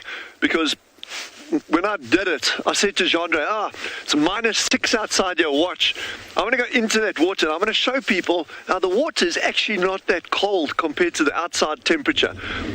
Boy, was I wrong on so many points that I couldn't feel my feet for about 3 hours after that. No, anyway, lesson learned. So it's quite interesting that counter-current heat exchange, how birds keep their legs warm. There's waders in super cold water. Anyway, that's another story. But I just got this little nest that I wanted to show you. This is a southern masked weaver, super common birds, massive distribution.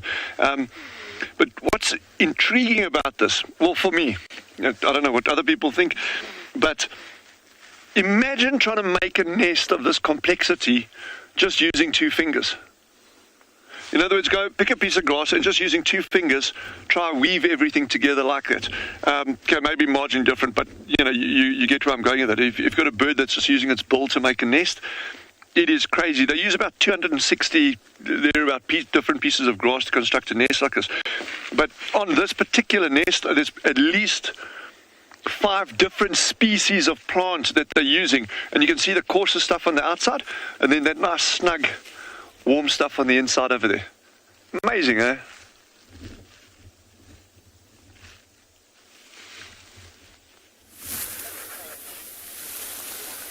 It is amazing indeed. Birds. My favorite bird on the screen, everybody. On the right is the male green-winged pipelier. Now, many people, and I think that is a juvenile on the left. Many people will ask me, why is that your favorite bird? Oh, it just flew off. Just look how pretty he is. Oh, how pretty is that bird? I think it's magnificent. Look at the colours. And there's a blue waxbill. Hello. You can see the size difference. You often find them in little feeding parties with blue waxbill and the 5 finches. And right now, they're all coming down to drink. There's a grey-headed, no, there's a female on the left, a female green-winged pipelier and the waxbill. And they're coming in, obviously, much larger. Look at the size difference of those crested franklins. So these birds like to come and drink together. And they get a little bit scared because it is a dangerous time of day, exposing yourself to the sky. Rick, I've never seen these birds swim. It doesn't mean that they can't, but they don't really have the well-adapted feet like you see with actual birds that are swimmers. But I've no doubt if you throw birds into a pool, they'll be able to probably manage to get themselves out of it. They do love splashing. They do love bathing themselves, but they're not well adapted for being in the water. There we go. Wonderful. A little blue waxbills. You have a little bit of a wash. Now doing some grooming. Down on the back. Some nice neck stretches. Pushing out all the barbs of the feathers.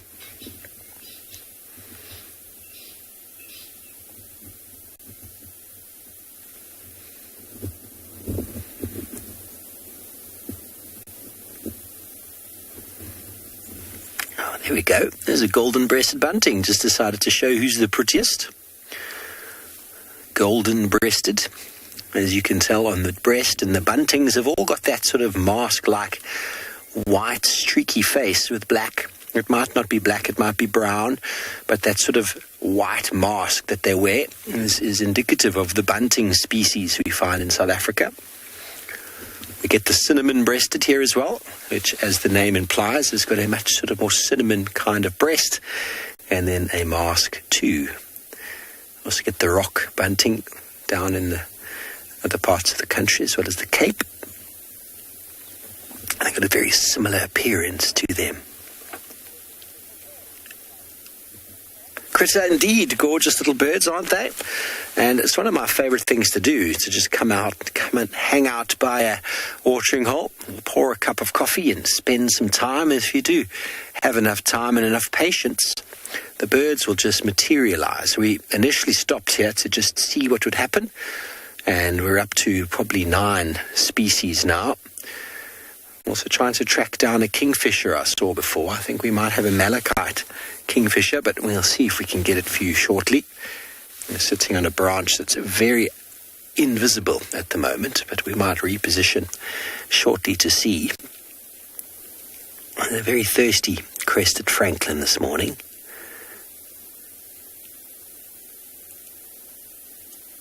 How wonderful is that camouflage? I can hear a chin-spotted batis.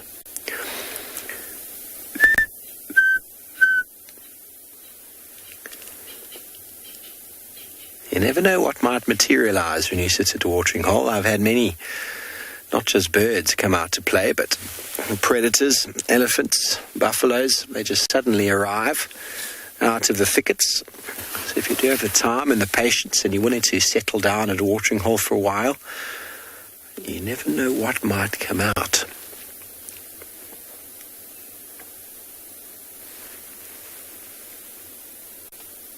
Binoculars are essential.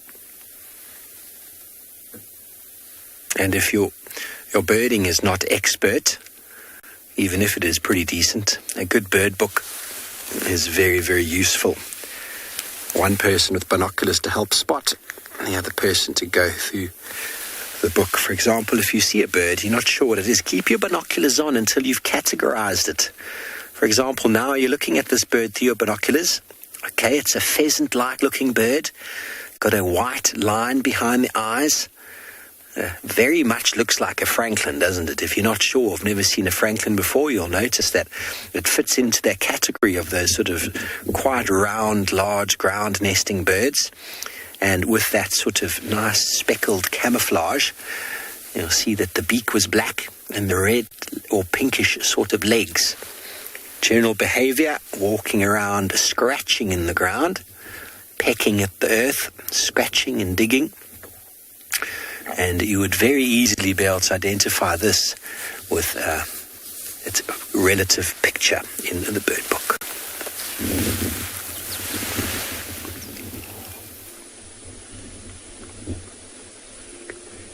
So while the larger lions are fighting over mainly the skin of that dead giraffe, this little guy decided to take advantage of the fact that his mother is going to be moving a lot less for the most part of the day. And even though he's also had quite a bit of giraffe to eat, he's tucked into that teat and he is drinking some milk. Have a look at that. You can see he's trying to work it a little bit to get more milk out. His eyes is even closed. Oh, it's just open.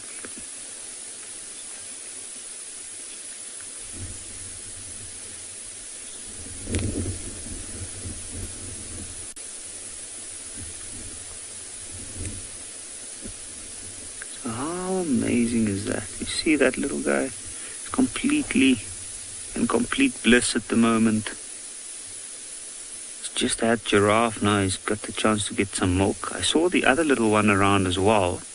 Not sure exactly where it is at this point, but I'm sure it's somewhere nearby. It's probably been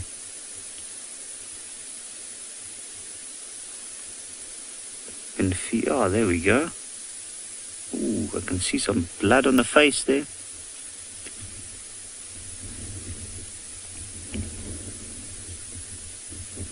And you can see these guys are all flat. But I do know that some lions do on occasions climb trees as well.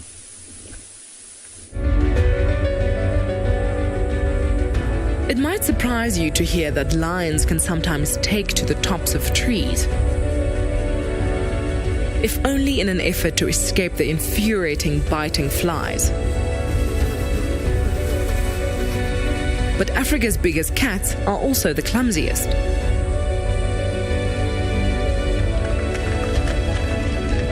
Except for a notable few whose ascending abilities rival those of their rosetted cousins. This lioness of the Mara was named Miti, meaning trees in Swahili, as a testament to her climbing skills.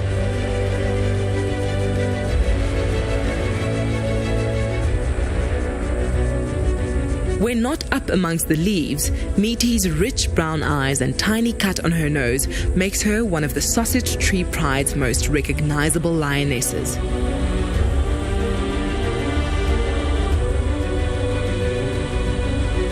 After having been seen mating with the resident male, we were not entirely surprised but rather impressed at her ability to maneuver her very pregnant belly up and down her favorite perch. Her newborn bundles found comfort and safety under a shaded canopy.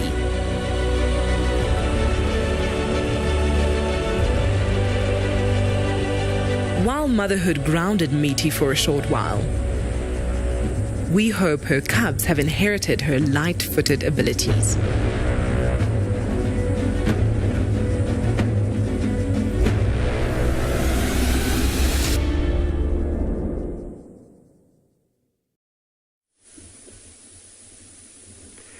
So, lions in the Mara climbing trees to get away from flies is a very, very resourceful way to adapt to their environment. And over here in Ngala, as a norm, we don't often see lions climb trees, but I have seen it here, especially with younger lions. And often after they've made a kill, like out of the excitement and the adrenaline pumping, try to get rid of that adrenaline, and then you might see some of them run up a nearby tree. I've even seen these two very young ones here that we saw flat down earlier. I've seen them not too long ago actually climb a small tree. I think it was also to get rid of excess energy. You can see these ones are really tucking into what's left of that giraffe. And I think with this tussle going on, myself and Gerrit's going to sit here for a while longer and see how they stand each other around this carcass.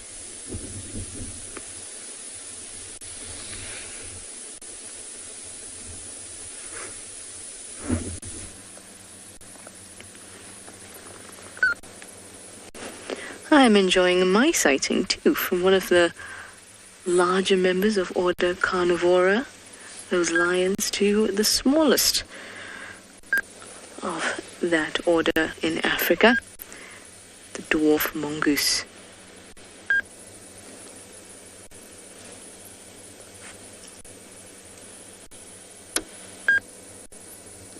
They're really, really interesting to watch. I love watching them.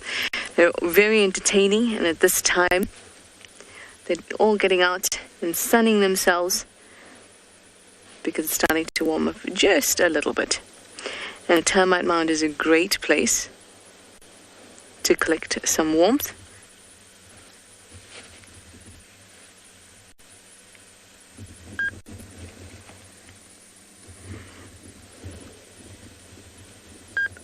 Look at that little face.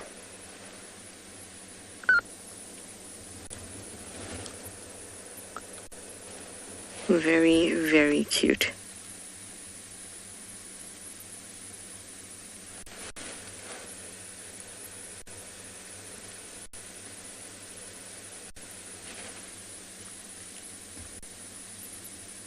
Now they really, really like termite mounds, like I said, because they lose heat quite easily. Now, why do they lose heat so easily? Why don't you tell me? Use the hashtag CGTNWild or hashtag WildEarth. Let me know, why do mongoose and other small creatures lose heat so easily.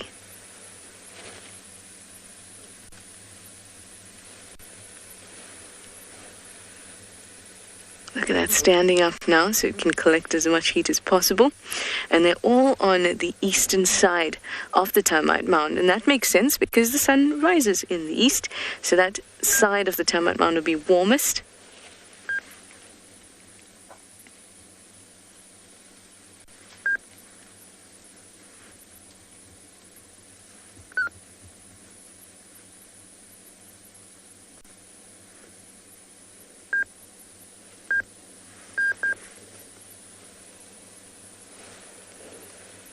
And they have to gather a lot of energy before they can actually move around. It's still so quiet. I'm actually surprised at how quiet it is. I haven't heard an alarm call. Even the birds are quite quiet. Now, these guys have a relationship with hornbills, and I think they might be waiting for the hornbills to appear, and I think I will too.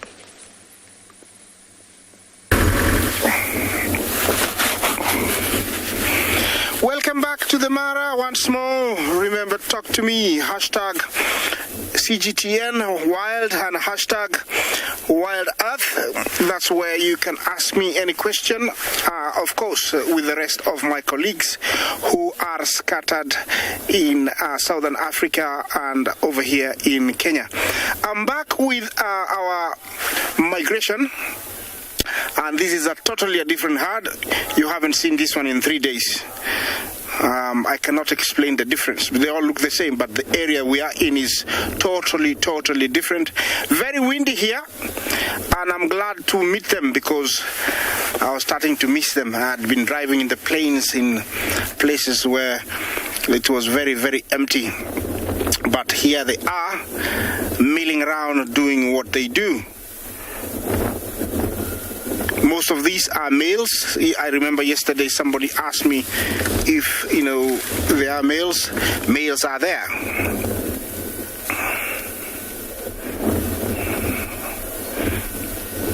Rick, you ask which creature is the most fierce in the Mara?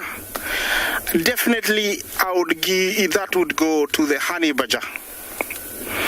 Those little guys are ferocious, aggressive, and they would stand their ground for anything, even lion. So they still take the prize as the most ferocious and aggressive. Hope I answered your question. Okay, these guys are still heading somewhere. I don't know exactly. Looks like they crossed the road and then they decided to have a small meeting. I don't know what they're talking about. Maybe there's a security issue. Farther ahead, you see how they've ganged up there.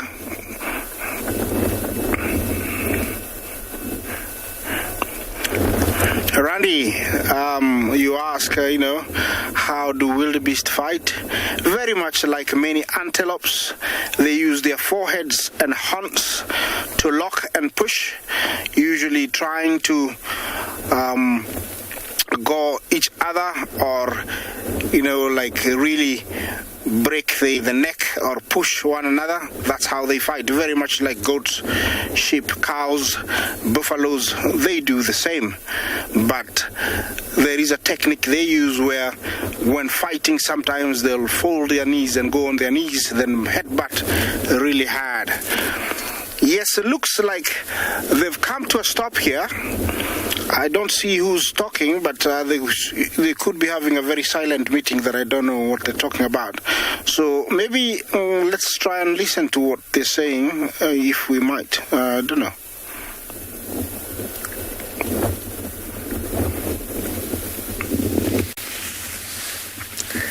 Welcome back to South Africa, everybody, where we've got the most photographed bird in the Kruger National Park.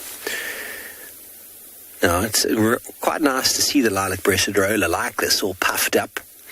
He's a bit cold, it seems. He's all puffed up, wearing his bomber jacket.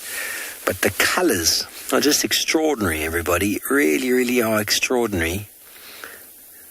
Just so contrasting. It's all over the body. A wonderful sort of greenish, turquoisey head, the pink sort of cheeks, the lilac-breasted chest. that sort of dark blue on the back and then the turquoise blue around the sort of pineal gland and the brown on the wing. Really is a marvelous specimen.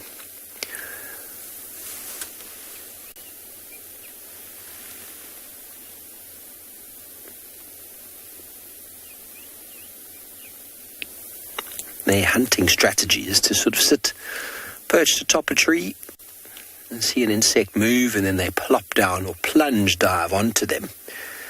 I don't think it's doing much in the way of eating right now. It's just trying to stay warm from that little chilly, cold breeze coming from the south.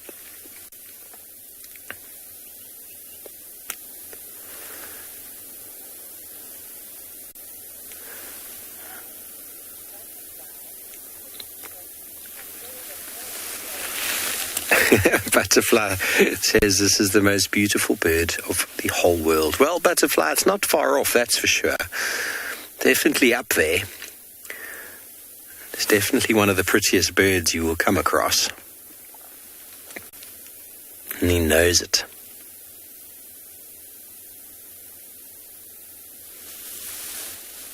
Looks twice the size it normally does. Like I often do in the winter months with all my jackets.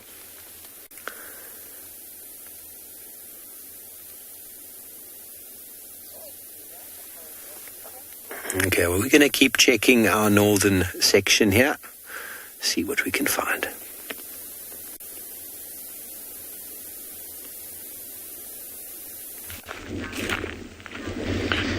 So while we're just on the topic of nests there briefly, number one, I just wanted to, you see this cloud cover that we're having out here this morning? I mean, it's absolutely spectacular. The entire sky is covered in clouds except for due north. But while we're on nests, typically what we're seeing when we talk about these sociable weaver nests are these massive structures like this one in the tree over there. And that one, however big it is still very average. They get 3-4 times the size of that. And in a colony like this, you can have 50 or 60 pairs of birds. And think of the construction that it's taken to get to that point. One blade of grass at a time. But the nest has to start somewhere. And when we see a nest like that, look at its humble origins. I just want to show you this really cool example on this side over here. And this, it never ceases to amaze me. Nest building in birds, doesn't matter what species it is. And I mean, if you look at things like bowerbirds, the incredibly elaborate constructions that they make, we don't have them here, but it's just an example. This tiny little pile of twigs over here, and then you get an idea, this sort of scale next to my hand there. This is the start of a sociable weaver nest. So it just shows small, one blade of grass at a time. They'll start adding to it, and eventually, I mean, this entire branch could potentially be covered. I don't think, judging on the design and shape of the tree, I don't think that they're going to continue with this. It's just not the ideal branch structure and tree for these weaver nests, but that is the start of one. So it's just interesting to note that, I mean, even these massive structures, they've got to start off small at some point. And I've always wondered about that, the poor tree, because those branches eventually break when the nest gets so big. But I've always wondered from the tree's perspective, when that first weaver arrives and lands on that branch carrying a piece of grass, what that tree must be thinking is like, don't do it, don't do it. And anyway, then this nest just gets bigger and bigger and bigger. And on the very old camel thorns and shepherd's trees, you'll often find underneath the trees these big branches that have broken off. Anna-Marie's asked the question of how long will it take to build these nests. So there's a team of people from the University of Cape Town that are actually starting to look into that now. Typically, you'll go out with guides and they'll say, these nests can be decades and decades old or hundreds of years old. No one actually knows, no one's actually quantified yet exactly how old these nests are. And these guys are actually and they're starting to look at old photographs. And in fact, we're going to be doing an old photograph sequence at some point over the next couple of weeks. So watch this space. It's going to be quite a fun thing that I want to show you. But anyway, back to the nest. So these guys are actually trying to get photographs from different areas in the Northern Cape here where we are and saying, okay, whether the photograph is 20, 30, 40 years old, whatever it is, of weaver nests, and then you can kind of see that progression. The problem with this, it's not a uniform growth curve on these nests, on the building, because it's very, very dependent on rainfall, and obviously the nest itself is exponential. So if you get, as the colony starts growing, so the nest gets bigger faster, but also if there's low rainfall, there's very little nesting material, it'll slow down. And better rain, more nesting material, the growth of the nest speeds up. So it's very, very variable. So yeah, good question, difficult to answer.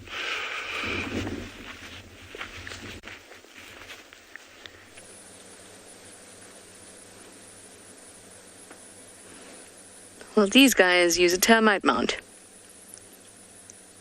And that's also pretty variable in growth. But they're just moving from one mound to the other in their territory, not contributing to the growth of that mound at all. But they do excavate just a little bit. Now, our question was, my quiz to you, it was, why do these guys lose heat so quickly? Which in turn also means, how is it that they heat up so quickly? Dina K says it's because they're so small. Judy H says it's due to the surface area to volume ratio. Both of you are absolutely correct. Because they are so small, they have a large surface area to volume ratio. So when we say surface area to volume ratio, it basically means this surface area, where you divide the surface area of this animal by the volume of this animal. And they have quite a large ratio, while an elephant has a very small ratio. So that would mean that the covering, the outside of the body of the animal that is exposed to the environment through which they can gain or lose heat, that area is small compared to the volume of that animal. And that means that an elephant will take a long time to heat up and a long time to cool down. And these little ones take a very short time to heat up and to cool down. Now, if you think about it in terms of cells, the surface area to volume ratio gets smaller as the cells get larger, which makes sense when you're thinking about mongoose and elephants. So the actual, if it's a single cell, will be limited in how much they can grow, because if you think about their membrane, that membrane getting too small for the volume of that cell, it will be constricted in growth because material will have to cross that membrane at some point. It won't be able to cross fast enough to accommodate the volume within that cell. And if we expand that to mongoose or to elephants, you can see that they'll be constricted by the fact that they need a certain amount of warmth and they cannot lose a certain amount of heat. So their size is constricted by that. And that's why every single morning you'll see them sunning outside, even though they are mammals, so they will be keeping a steady body temperature. Even so, they'll need to come out and make sure that they're nice and warm.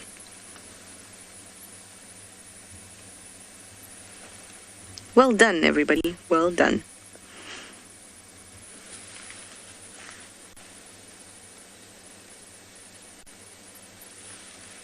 If you were a circle, which few animals or people are, then you have the smallest surface area to volume ratio.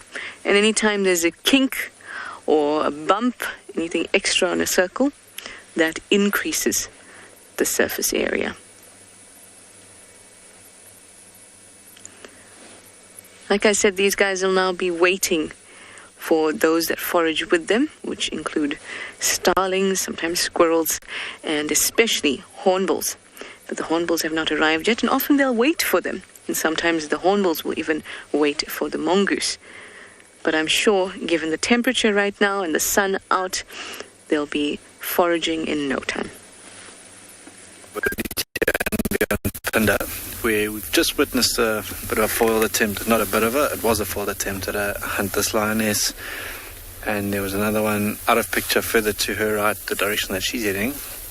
One of the moms of the youngsters that we were with the other day just chased 3 wildebeest, but the wildebeest caught wind of them a little bit before and were actually quite alert. She then for them by time, and she's now sort of heading back in the as well. That's where they left them this morning, was further back behind them, so I can only imagine that's maybe where they're heading back to. This one you can see she's walking with a bit of intent and focus, but from where she is, further back behind her now is where the other lioness was. I haven't heard them calling one another or trying to call one another. See, maybe she goes back out onto the road eventually, that path of least resistance. But the two of them, have been hunting or attempting to hunt all morning unsuccessfully.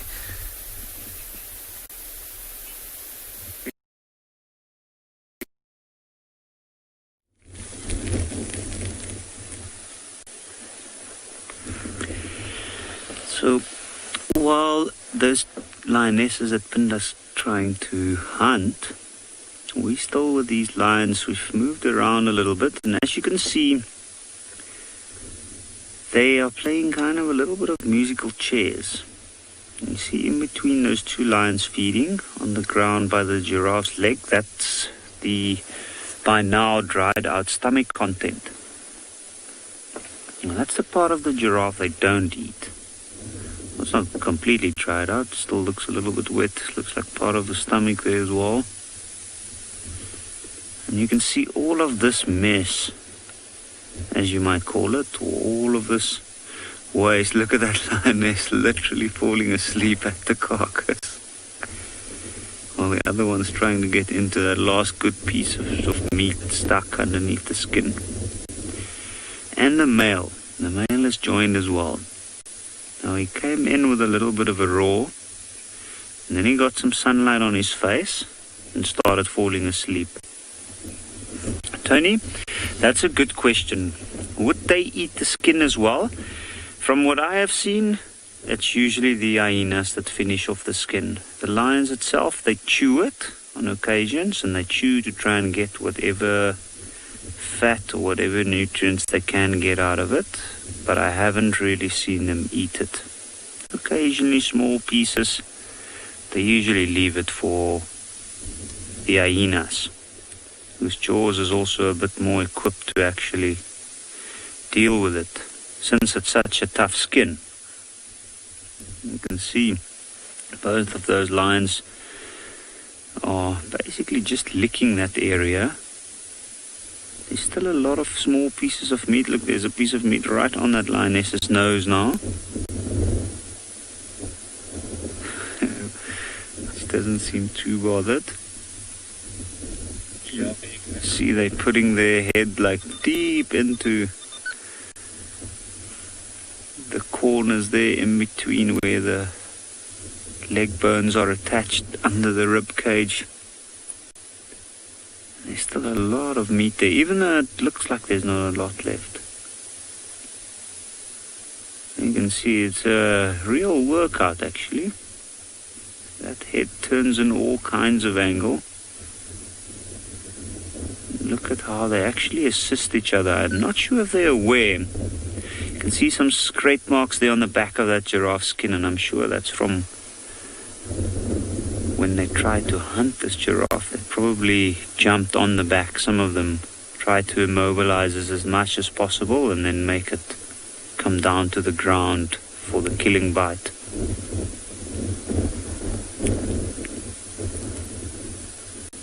You can see she's trying to cut off a piece there by using her carnassials. Now it looks like she is chewing the skin. wants to loosen it up more. It looks like that part of the skin's still pretty well attached. And I know that there's more meat, as we can see both of them trying. And when they lick like that as well, like the one was licking inside now, it scrapes off those small fresh pieces of meat from the bone, literally. And all of that together can be quite a lot, actually.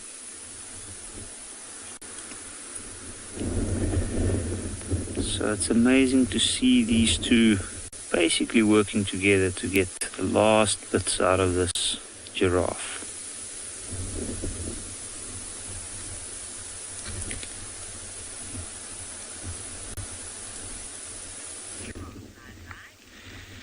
So going from a giraffe that is somewhat under the weather to these giraffes that are also under the weather but just high cloud weather, it's just beautiful seeing him in this completely different landscape to what we're normally used to seeing giraffe in.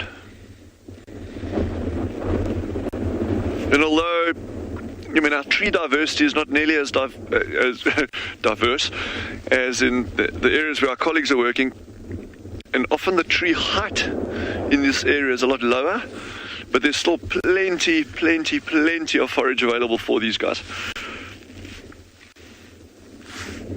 There's actually a lot of giraffe around. I mean, we don't have to pan the whole way around, but there's probably 20 giraffe in this area that we're sitting in here. So these ones very close by to us, and there's ones a lot further away.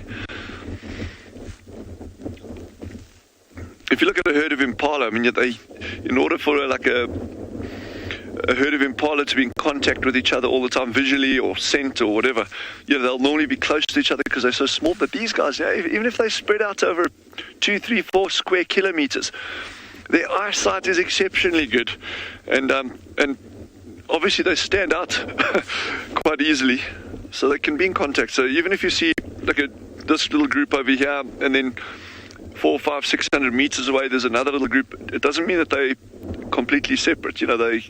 They're maintaining contact all the time. But what a backdrop, eh? Man, that's gorgeous. Yeah. You can never get tired of this place. Never, ever, ever, ever, ever, ever.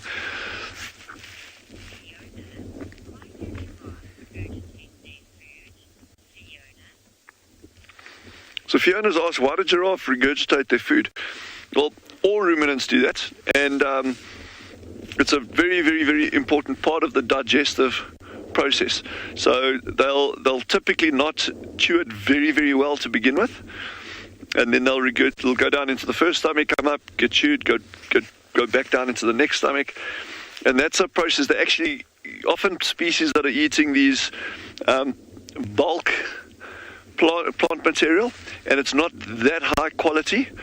They need that process to go through so the gut flora can actually start helping break down the food that they're eating. And then you get examples of things like your odd-toed ungulates. These are what they call even-toed ungulates. Your odd-toed ungulates, things like zebra that don't do that. Your equids that.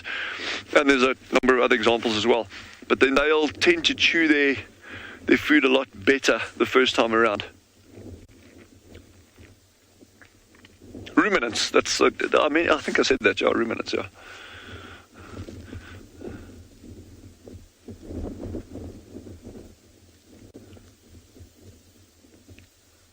A ruminant. A ruminant. I feel like having a bit of play on words there, but it'll be a very bad one, so I'll just get reprimanded. What a gorgeous landscape. Oh man, and even these ice cold mornings, I don't care how cold it is out here, I really don't care. Just this landscape with these clouds, it is just gorgeous, gorgeous, gorgeous out here. Yo.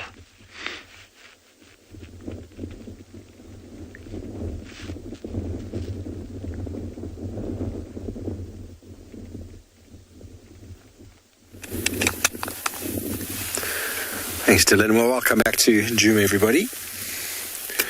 We've got ourselves a wonderful long-tailed or magpie shrike, depends on how you'd like to call him. I forget sometimes which one is the new. Oh, he's up there on the right now. which is the new and which is the old name. I think the magpie is the old name and the long-tailed is the new. But do forgive me if I get it wrong. I know many of you out there are firm favourites of the old names. These are cooperative breeding birds. Normally, you find them in small groups.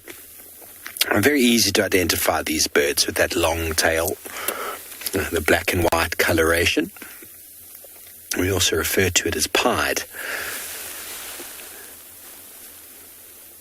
And being a shrike, they are very predatory, but mainly for insects. Like the lilac-breasted roller we saw earlier, these fellows will sit on a branch looking and waiting for something to move. It's a very good way of conserving one's energy.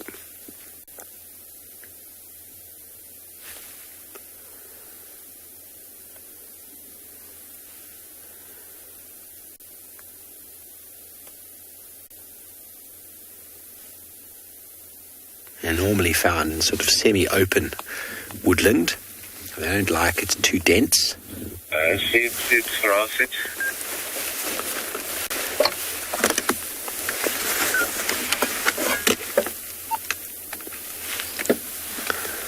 Sorry about the game drive radio there.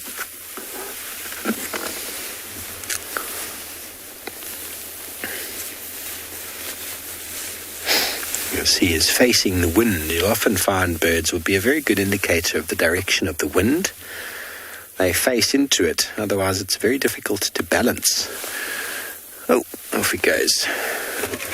Okay, everybody. Well, he's just right behind us, yeah. Well, Skirst, you said that's a very pretty bird. Well, here he is again, or she. Holding on, using the tail as a sort of a balancing pole,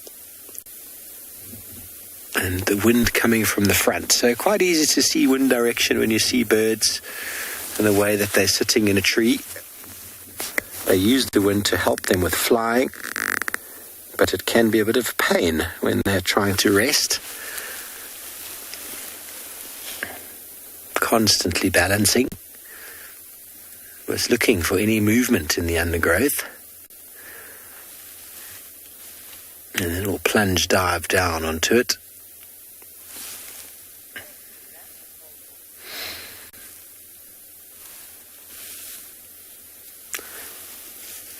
And off it goes.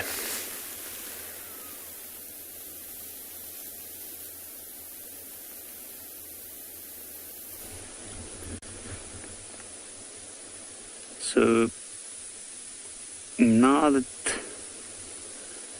the third line that was on the carcass have moved off, we only have this one lioness and the male. And the male is basically fast asleep at the table.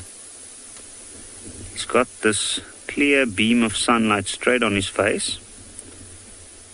And because of this cold wind, I think that makes him feel quite comfortable, especially with a full belly. So, with this wind blowing at the moment, we can see a lot of the trees around it's blowing heavily. The grasses are moving. I think that aided them in the hunt of this giraffe. And I think because of the fact that everything's moving, the fact that they're so well camouflaged within this landscape, all of it, and also the fact that their scent would have traveled away from this animal if they approached it from the right direction, and that would have all aided to their advantage in taking down a large animal such as a giraffe. That and their numbers. You can see it looks like that male's still sniffing some of the meat there. He's thinking about eating, and because he's a male, he'll eat a lot more than the rest. But I do think that in this case the biggest part of this giraffe is done, and the rest of it will slowly but surely get chewed up and taken off.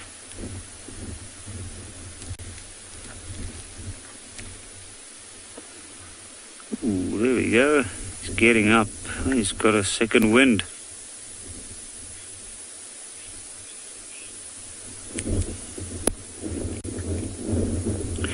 Smith, that's a good question. When will the young male be forced to leave the pack? So a group of lions, we call them collectively a pride. It's just a way that we call them, but I guess a pack is also not wrong. And that young male, as things stand, he's almost 4 years old, and he is supposed to be pushed off by now, or either have left on his own accord.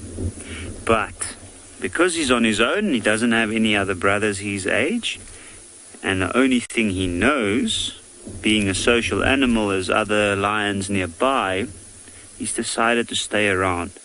And this male here, which is quite an aggressive male, you can see he's trying, ooh, look at that skin on the inside. So he's missing one of his canines, and that's why he's struggling to get a good grip of this piece of skin, but he knows where the good meat is, so he's going to try and get in there.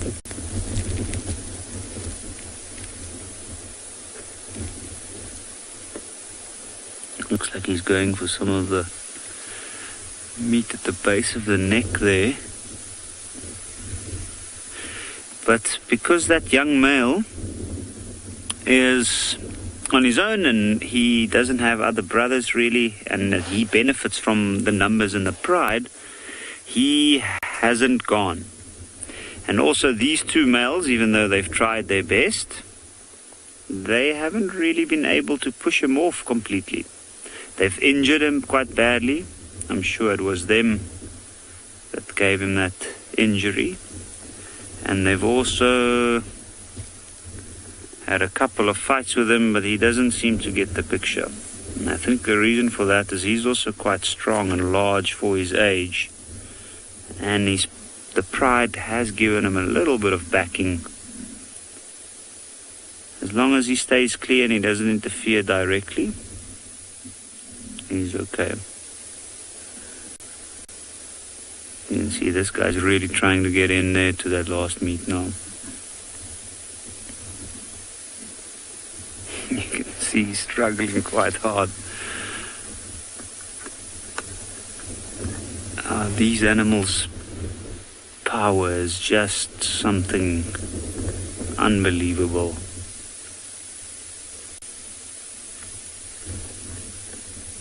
You can hear the growls, probably exhibiting his frustration with trying to get to that meat. Now, by the looks of him, I see his belly's not completely full. And I think we might see this guy eat quite a bit longer this morning because of that. Normally, he's got a huge appetite.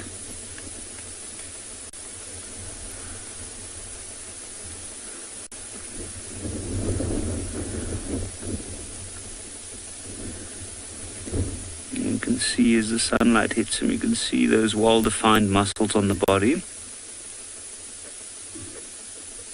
It looks like he's got quite a wrinkly skin.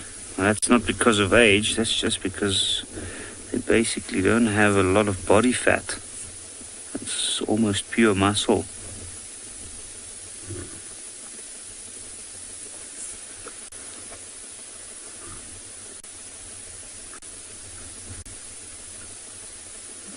Now imagine you getting quite angry and grumpy at the frustration of trying to get to those hard-to-reach pieces of meat on your T-bone steak. And sometimes you might even cut your gums a bit on the bone while eating. But imagine for this guy it must be quite frustrating.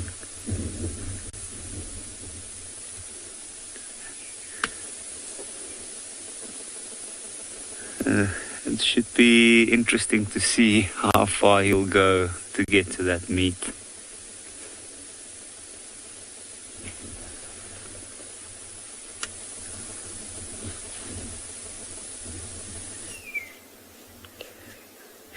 I bet that lion wishes it had a long neck like a long giraffe so that it could reach on in, or maybe like a vulture, better adapted at feeding on the insides of animals. But anyways, we've got a giraffe and it is healthy and doing well.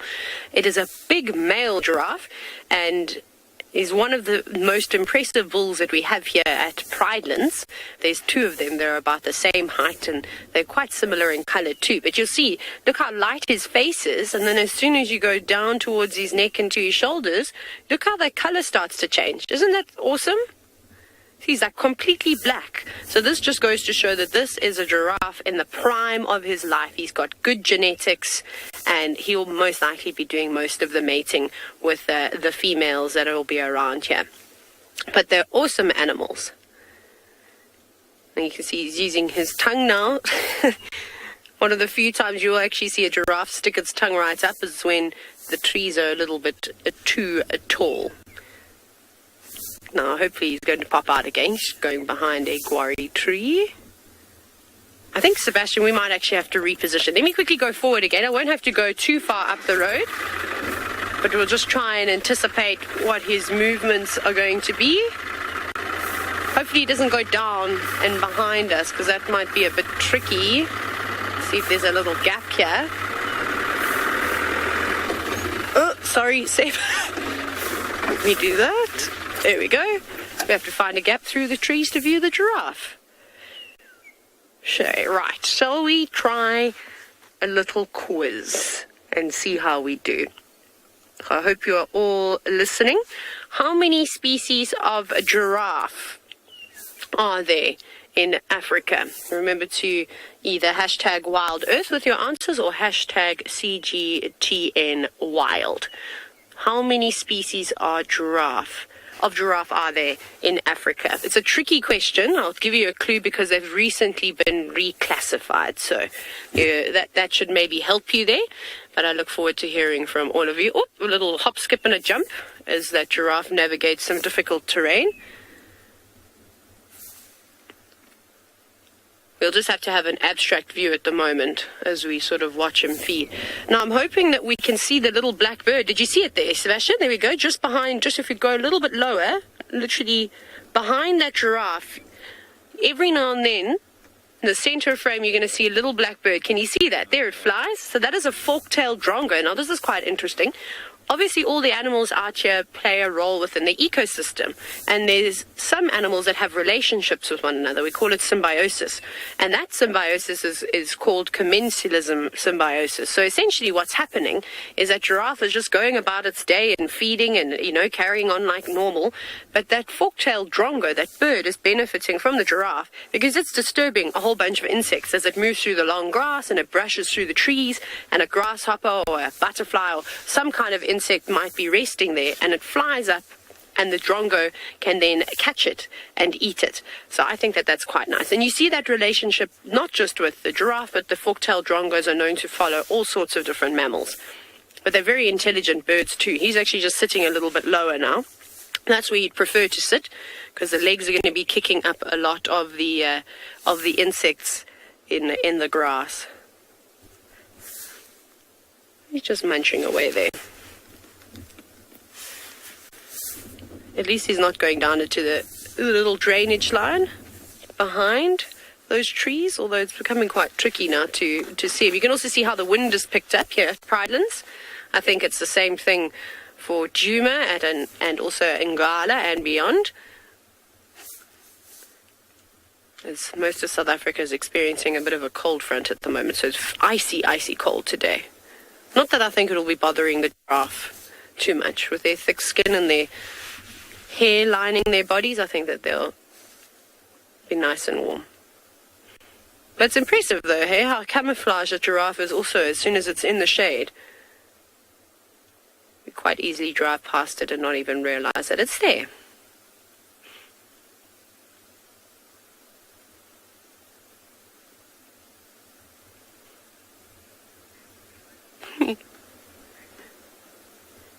Awesome, this is so nice.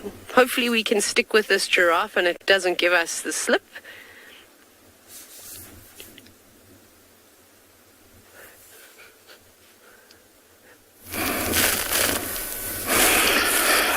Welcome back to the Mara, and I am in the middle of the migration now. As you can see, I'm back with the most abundant animal this time of the year, the gnu or wildebeest. This herd here is happily, grazing. They don't have an idea of which direction they want to go, because some of them up there are sleeping. These ones here are facing to the left, but the area they are in has no crossing, has no water, so they will have to travel either to my left about 5 kilometers or to my right and the same direction. In front there we have cattle egrets. You can see them taking advantage of the little creepy crawlies that are being disturbed by the wildebeest. See them how they move their heads, they dance their heads, very interestingly. Yeah, and then just grab whatever is being disturbed on the ground. It's a symbiotic relation between the wildebeest and the egret, where it's called mutualism, where they benefit.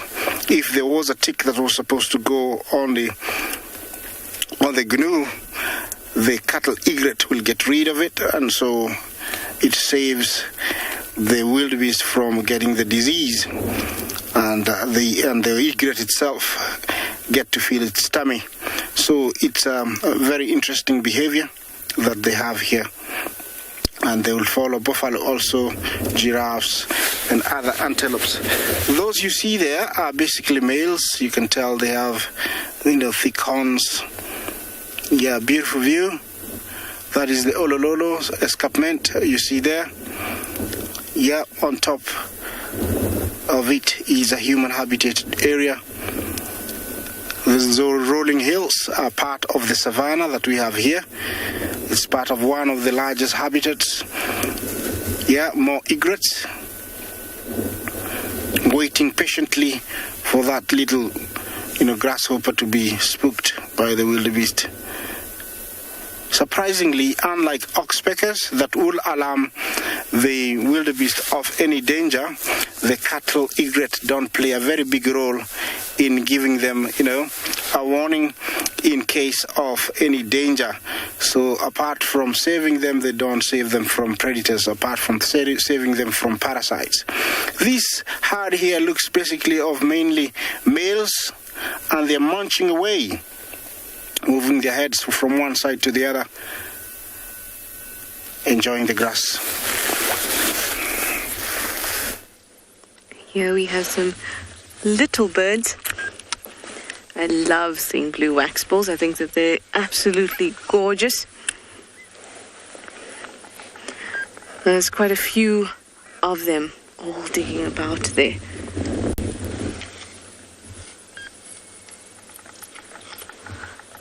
Can you hear that? There's a bearded woodpecker. You'll be able to hear it in a moment.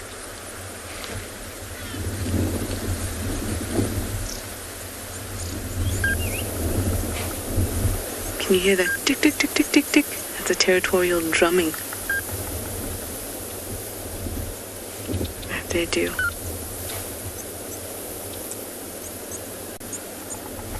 Oh. Can you hear the sweet sound? Chip, chip, chip, chip, chip, chip. I quite like this because for so long we were saying it's so quiet. The bush is so quiet. But the sounds are definitely starting to come out. We have the little cheep, cheep, cheeps of the blue waxbills. We can hear the woodpecker.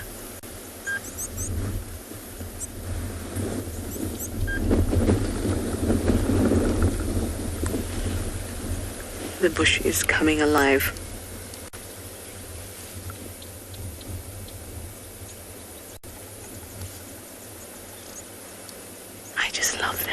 You can see it's getting quite windy. The grass is swaying.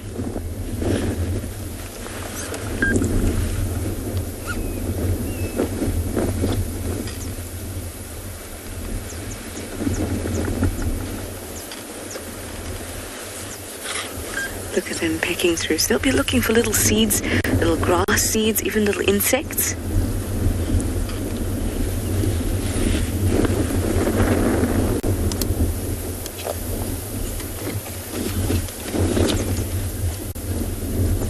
It's a lovely little scene. I love just sitting around and watching all the little birds come over. And sometimes you don't need to say anything. You can just watch them do their thing, and I quite like that.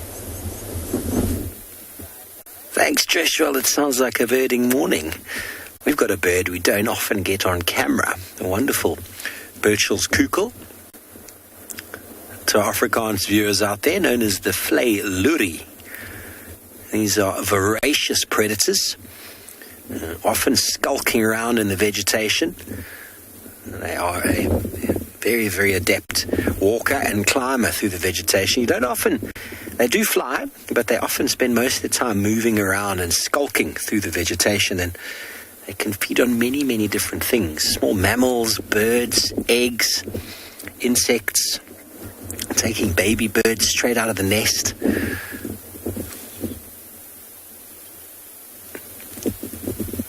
There we go. Oh, what a marvelous scene. We're quite far away, so that's why we're able to get him such marvelous views right now. Also known in the English as the rainbird. And if you just listen to my microphone for a moment, you shall hear why exactly. Well, this is the call, but many people associate this call with rain. So if you listen to there, look how he moves.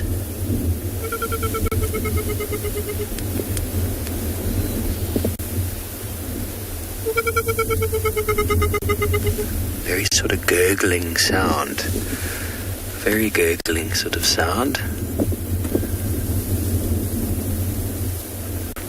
That sort of black cap. The buffy white underparts. And there we go. Into the vegetable. Oh, still there. Well done, beaks.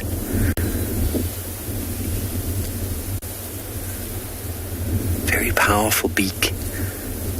Predatory-like beak.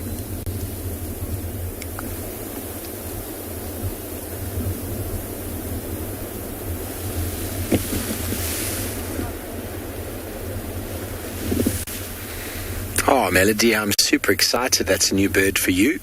Keep checking them off. And there we go. That's probably the longest sighting I think I've ever had of. Oh, still there. Probably the longest sighting I've had of a Burchell's kukkel. They are very skulky. You can spend time looking at them with binoculars from a distance, but they're always in and out, in and out, in and out.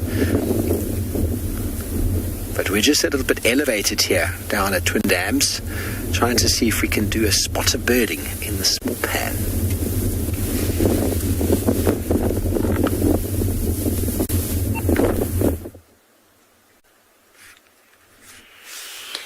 So our giraffe didn't give us the slip. He's actually come out into a much better view that we can see his entire body. There he is. Now you can see how tall he is.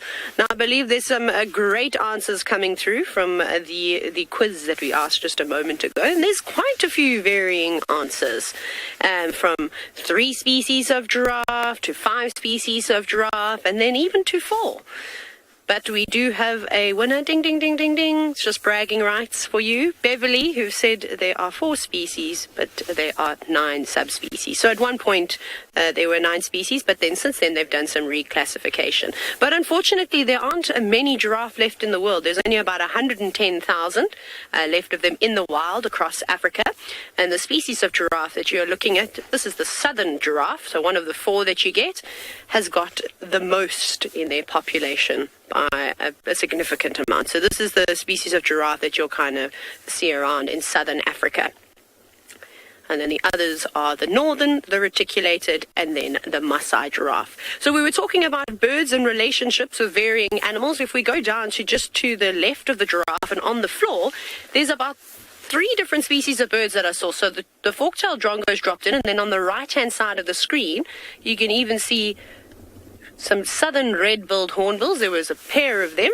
and they're getting quite excited. They're dropping down into the long grass, which is not great for us. There goes the drongo again. And there was also a magpie shrike, which I believe that Steve had earlier. That's the drongo that's just sitting there, yeah. So all of those birds now interacting with the giraffe, I suppose. Social distancing from the giraffe, just trying to get all the little insects every now and then that are flying up. Although it's chilly, I can't believe that there'd be any insects around. I reckon they'd still be frozen on their blade of grass. But I do like how this giraffe is feeding, and he's feeding in such a delicate way. Although I say that, and he took a huge mouthful. Not that there's many leaves on this particular tree. So you can see they don't always use their long tongues. Sometimes what they will do is they will just pick very gently with their lips and they'll pull the leaves off. But there, when the branch gets a little bit too high, that tongue definitely helps it out. And there's very little that can compete with a giraffe when it comes to sort of feeding on those high levels. Maybe an elephant, if it can stick its trunk up far enough and pull a branch down. And then, of course, if you've got vervet monkeys and things like that feeding in the tops of the trees. Otherwise, the giraffe kind of have that feeding level all to themselves. Although I think he's struggling at the moment because there's not much greenery around. Well, not many leaves that are very tasty. But spring is just around the corner, and some of the trees should start to get their new leaves in just a couple of weeks. You can also see that a tongue is great to clean your nose if it's long enough. We see that with giraffe and buffalo often cleaning out their nostrils. I wonder if he's eating the little twigs as well. So the giraffe don't eat any grass. They just eat leaves, and they'll feed on flowers and things too. Oh, I'm getting a bit tangled in there at the moment. But I'm sure you're wondering what happened to the leopards, TAYLA. You were with leopards this morning. So we're going to head back in that direction now and see if the two little cubs have been reunited with their mother.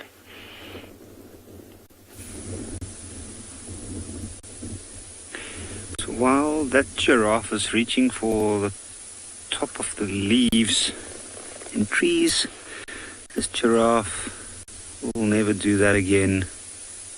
I can see where that young one's laying sleeping off to the right. You can see the head of the giraffe there at the back, and notice how that skull has been cleaned off the meat.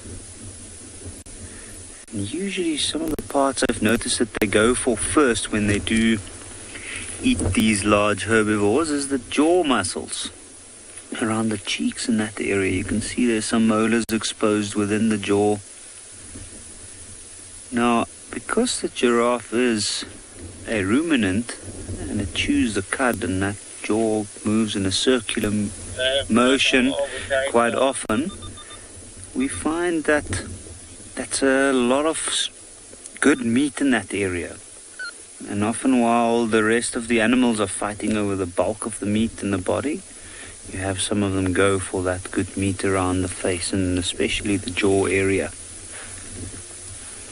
Now this male is still feeding the big male. This young male, you can see he's looking off in the distance. He has not really been allowed to come into that bigger part. So if I can ask all our viewers to send some questions in towards us at #WildEarth or #CGTNWild.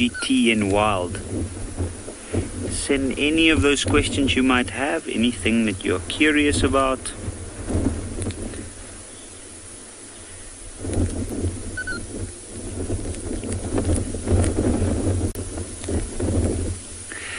Jazz, today is a very, very windy day, and to answer your question, why is there no vultures waiting in the background? I think the wind's playing a big part in that. Usually when it's very windy like this, large birds of prey often tend to perch or find shelter. The other thing is also, like, these lions have killed this giraffe, and they must have killed it sometime early during the evening last night, because it's basically almost done. I think they've eaten so quickly, but over the amount of hours during the evening that most of it is done, it hasn't really been warm enough for vultures to actually get up and fly around and be able to spot this from the sky. So I think in that regard, they might still come.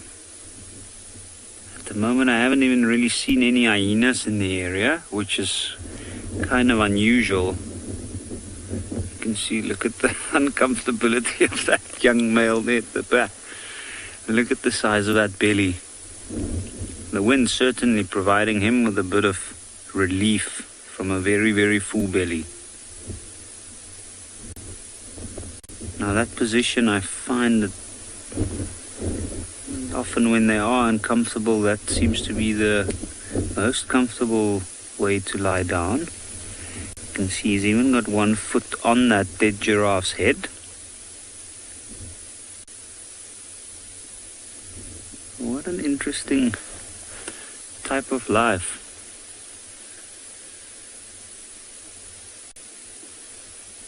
I don't know how often some of you might have fallen asleep near your food while eating.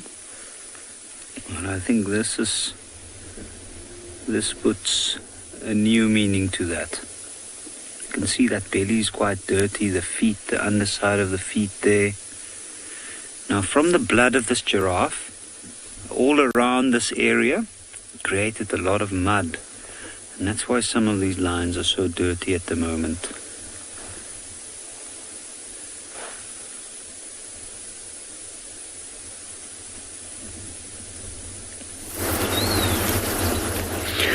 Well, the moment most cats get full, and especially the lions, chances are they'll always go flat and not very far from their kill. Well, I had to reposition from where I was, but I kept driving along the Mara River, and I am at a different location. And look at this particular wildebeest here, who I'm very convinced was trying to cross with the rest of the herd, but unfortunately, like the one we saw earlier, did not make it. Now, this one no doubt has a broken back leg. The other one, you remember, I thought had broken, legs, but then just found out maybe she had some concussions, woke up, got her bearings, and she moved on. And the good news is that she was able to get away from the river from the crocs who didn't catch her. Now, this one, hopefully, she'll also make it. Maybe, who knows. But looking to top left of the screen, I would like to warn for those of you who could be a bit squeamish. It's not the very best sighting, but all those are dead wildebeests. Not the best sighting, as I said earlier. Should you be squeamish, be warned. But this was about 2 hours ago. And just the stampede, the pandemonium of jumping one over the other and trying to get out of the river. Whoops. I might have to apologize for saying all of them are dead. I just want one move its head. But either way, I want to believe most of them are gone.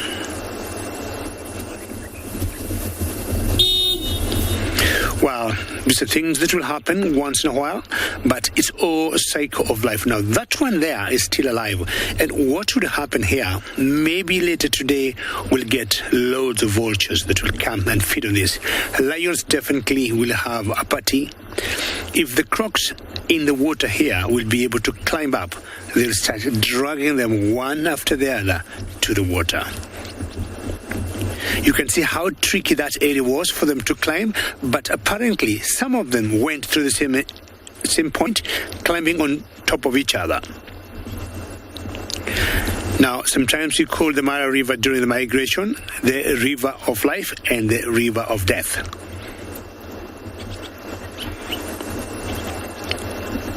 I want to believe the river is not very deep where we are now, but just the other side of the bank is rather steep, and chances are, quite a number of them could not make it. And unfortunately, this particular group did not see the end of the day. Remember, we are live from the Masai Mara of Kenya, and should you have any questions or comments, please don't be shy, send them through hashtag CGTNWorld or hashtag World Earth on Twitter. Kids, we are not leaving you behind. Should you have also questions or comments, do so. Kids questions at worldearth.tv is what the circle of life is. It may look a little bit sad, but the good news are all these will be fed on by other predators. I was talking about vultures earlier, and vultures do a pretty good job, but it's very easy for lions to eat here. The only challenge is for them to come and get these wildebeest, they have to bring them down to the river. And bringing them down to the river, they will meet crocs in the river.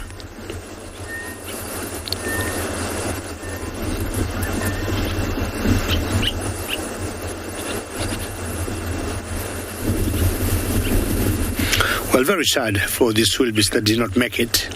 But again, I said, on the upside, we'll have a lot of animals to feed on them.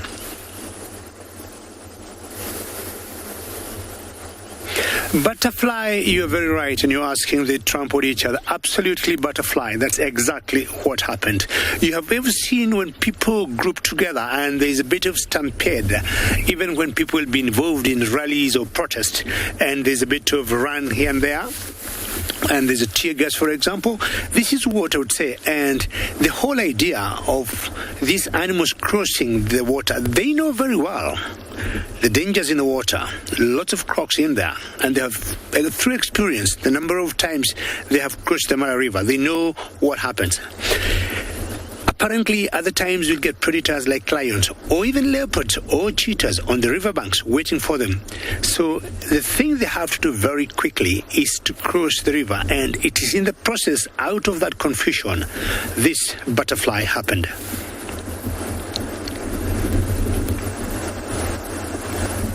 And if you look at them carefully, some looks bloated. Either they could have been stuck in the water before they managed to cross, and they kind of, drank so much water, because the one at the bottom of your screen there, if you look carefully, the legs are quite apart, and I would imagine it might have drowned and sucked, or, sucked lots of water in its abdomen.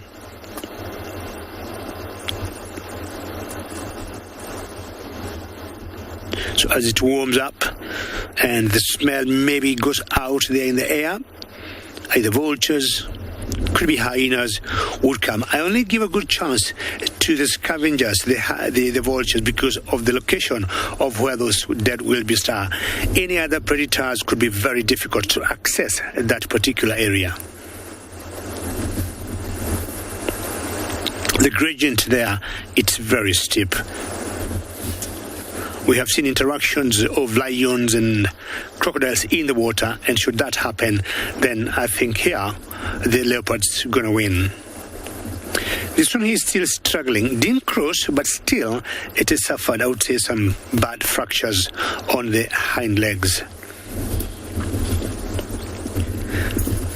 Is a very good candidate here for lions, because where it is, the sand, it's flat, and it's on the riverbank, the side we are in, and the ground or the accessibility of it to this predator, to the lions, is very easy. Hopefully you make it. The other one we saw earlier was concussions, I guessed, but this one definitely you can see it's limping badly.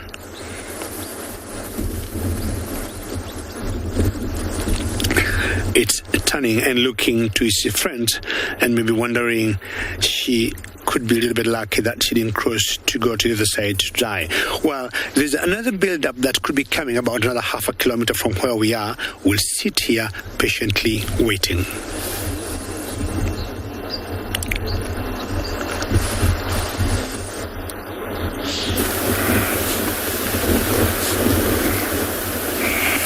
Welcome back to the other side of the Mara. I hope you're having a good time, with the river. Here I have masters of sleeping when they've been eating or when they've been fed well. Lions, I mean. Here they are lions, lionesses, and cubs. There is two about 7 to 9 months cubs. You will be seeing them shortly.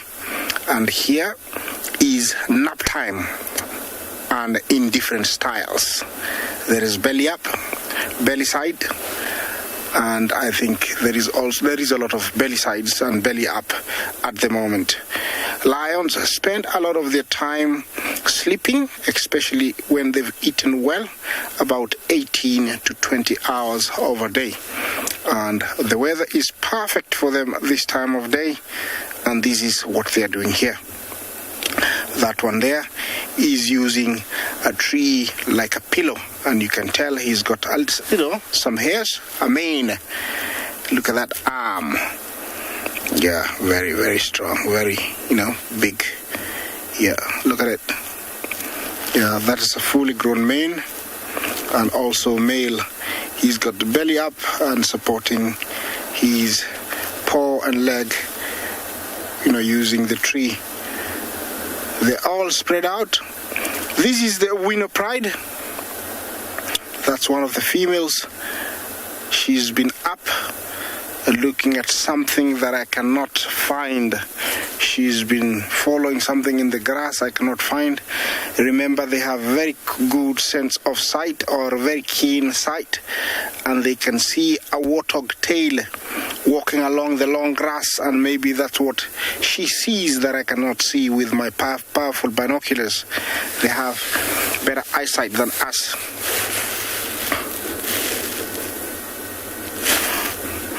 Sammy, thank you for your question. You ask me, what's the name of this pride?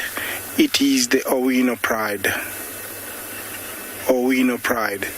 It is one of the prides in the Mara Triangle. We did have about 6 prides last year. We're still trying to find all of them. We have found the River Pride, the Owino here, the Mugoro Pride. We haven't found the Salt Lake Pride. We haven't found the Sausage Tree Pride.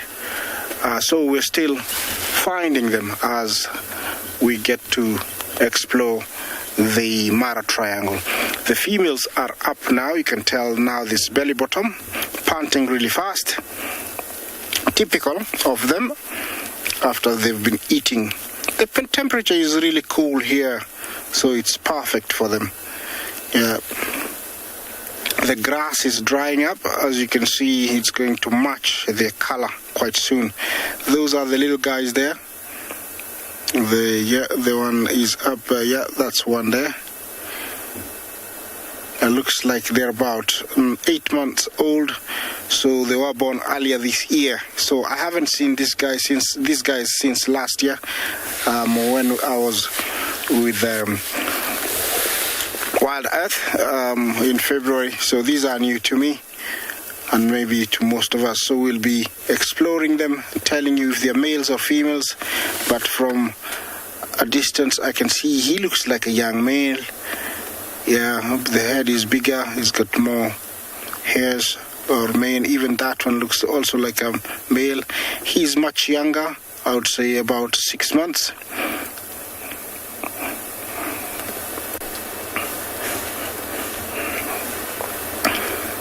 Yeah, those young ones looked like males, so hopefully they will grow to be together, because it is very bad luck if you're a male and born alone, because to exist or find a territory, you need to have a cousin or another male to form a coalition. Let's learn more about coalitions. Yeah.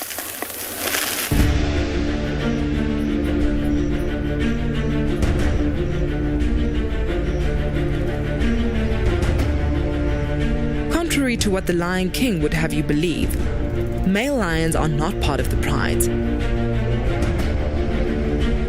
and rather go about their days in coalitions. The males are often of a similar age, forming a brotherly bond and forging a territory of their own. However, in the Mara, Kipuli, an older male, took 2 young bucks under his wing.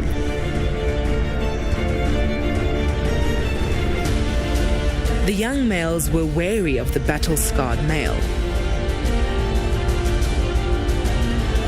But under his tutelage, both gained confidence with the females and with staking out their territory.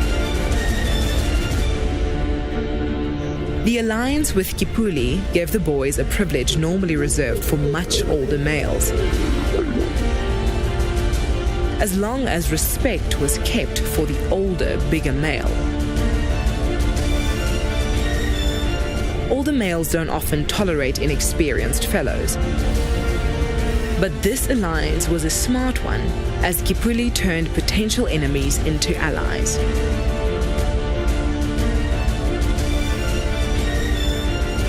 A bond allowing all 3 lions to thrive.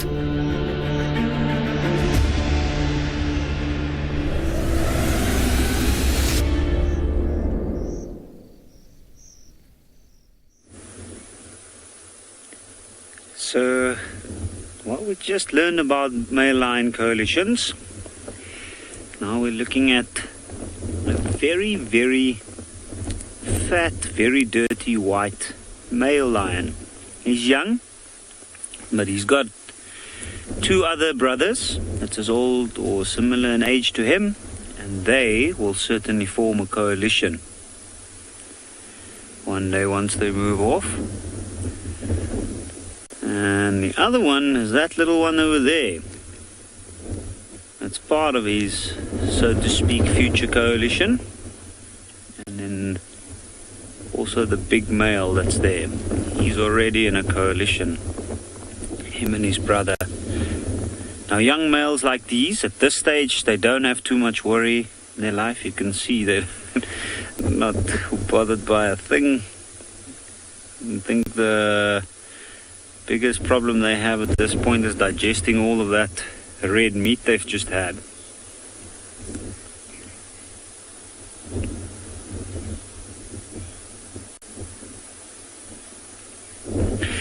Erica, your question is a very interesting one and something that even ourselves have been wondering about. As things stand, this very, very lazy male lion standing next to the giraffe now, him and his brother, is the only coalition that we see regularly at the moment and that we recognize. There are quite a few other coalitions that occasionally move into this area, but at the moment we don't see them that often.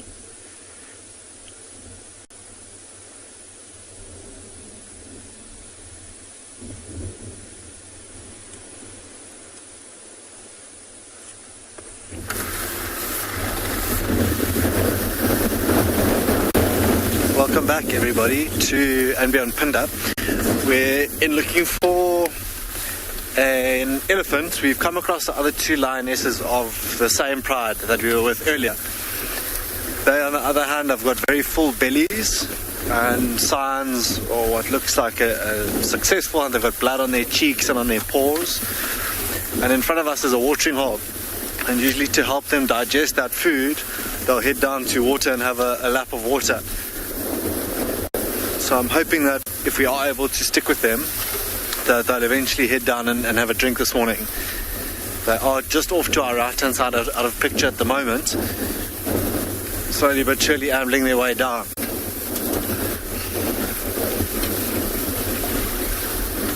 Contrary to what I say, if I do shoot ahead and we wait for them there, they might just end up lying down. It is quite hot now, and it is very windy as well. So they might just rest up for the day.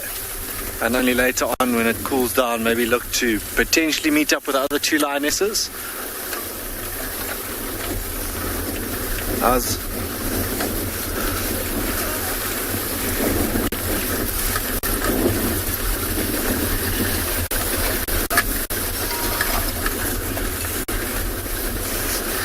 Holistic, you're asking why we don't see males hunt like we do females. a lot of the time, unlike maybe you saw the other day, they might steal the kill or a kill from pride members or lionesses in the pride, but they do have to go out and patrol territories, so they obviously have to look after themselves and eat themselves, so they will actually kill, and they are quite successful at that. They often miss things, but they too will hunt themselves, but perhaps it's when they off patrolling territories that happens, and we don't see that. But every so often we do, or we are lucky enough to see the males hunt. Females, there's often just a lot more of them, so perhaps easier to follow, and that's why we see them a little bit more hunting. They've just disappeared, slowly but surely making their way down to the water, and I wonder if I shouldn't loop around to the other side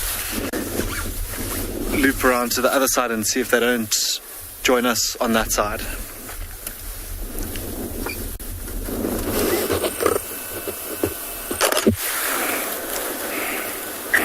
Welcome back.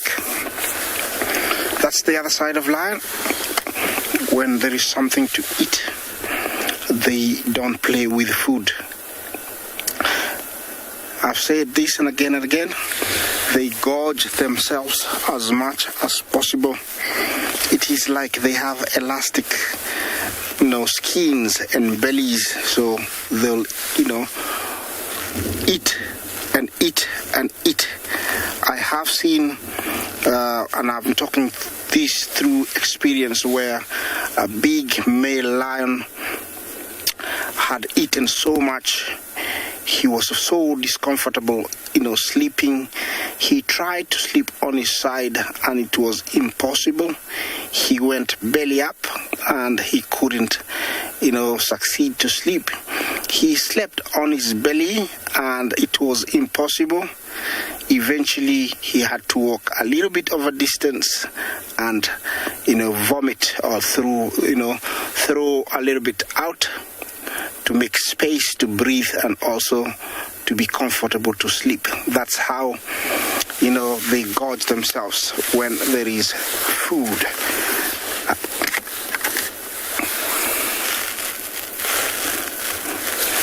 Sandy, hope you're okay. Thank you for your question. You asked me, how long they will sleep after eating. Unless there is something disturbing them, it's a good 18-20 hours straight, non-stop, lifting their heads every now and then, trying to make a comfortable position every now and then, but they don't have anything to worry like another predator. They just sleep dead straight 18 hours non-stop. I wish we could do that, but also if we could only eat one meal and then sleep, which is impossible for us. Yes, remember this is the Owino Pride, and we are in the Masai Mara Triangle. Talk to us, hashtag CGTN Wild, and hashtag Earth or Wild Earth. Yeah, every now and then they have to lift their heads up and then make a comfortable position and sleep. There is some very young cubs. I think there is about 4 of them, and 2 of them are about 6 months. Then the rest are older. That one there is older.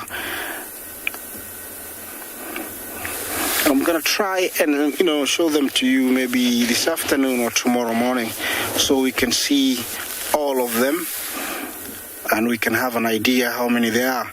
Remember, it's been long since we've been here, and it's nice to catch up with them. Ooh, and there we see that male just going flat down. And look at the size of his belly. We saw an interesting development now. Him and this young male closer to us had a little bit of a standoff where this young male was actually quite upset because he couldn't eat. And then he kind of went all submissively towards his father, or one of his fathers, And now he's finally getting his chance. It's interesting to see. They usually, when they approach a carcass, they sniff around to see where the part is that they want to start feeding off. I wonder why he's ignored that part. I do know that the other male was feeding on the backside there. And here comes the slightly larger male as well. So that one off to the left, he is the brother of the young white male. You can see there's a little bit of a size difference. These guys have been growing quite quickly. They've been eating very well over the last couple of months.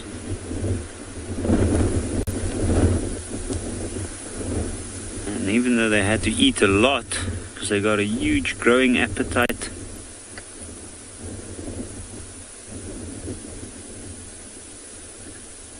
they do go through something as big even as this giraffe quite quickly.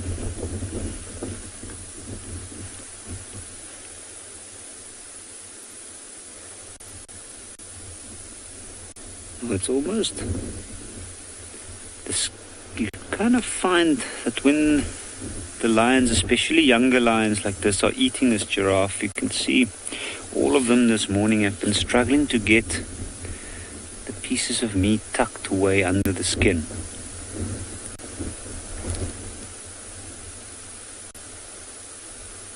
And you can see there's a lot of effort going into trying to get at that. Puts his head straight in there. He's probably closing his eyes at this point. Imagine the smell.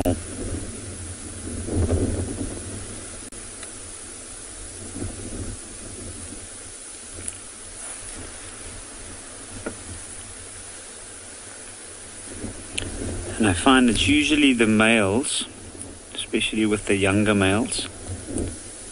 There'll be some of the last ones feeding around the carcass. And I think what we've seen now is the initial feed is done. A lot of these lions have had their fill for now. But like this one that's just come in feeding, he stopped feeding earlier, had a little bit of a rest, and now he's coming in again. I think some of the others will take their turns as well.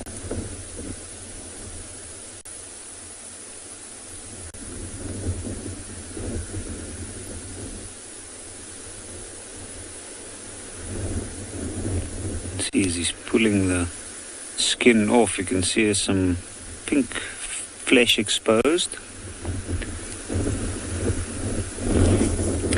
Cole, how long will it take them to digest all of this meat? Well, it's tough to say exactly because they keep feeding the whole time. They have quite a short digestive tract, which means that even though it's a massive amount of protein that they take in at once and meat, they do digest it relatively quickly. And if they had to stop feeding now, it'll make its way through their digestive tract, and most likely by tomorrow they would have already digested most of it. But because of the fact that they've been eating for such a long time, it might take them a little while longer to digest it. And I think they're going to spend most of the day digesting at least. Some of them, especially some of the older females, might even be a little bit full by tomorrow. Younger ones like this one, it's got quite a quick metabolism and is growing very quickly at this age. They digest quite quickly and therefore they eat as much as they can while it's there. Ooh, here comes the other male in. Now he's already got a full belly as well. This should be interesting to see, but... So he's been laying, we haven't seen him feeding all morning. I think he might have actually digested a bit to the point where there's a little bit of space to try and cram in some more.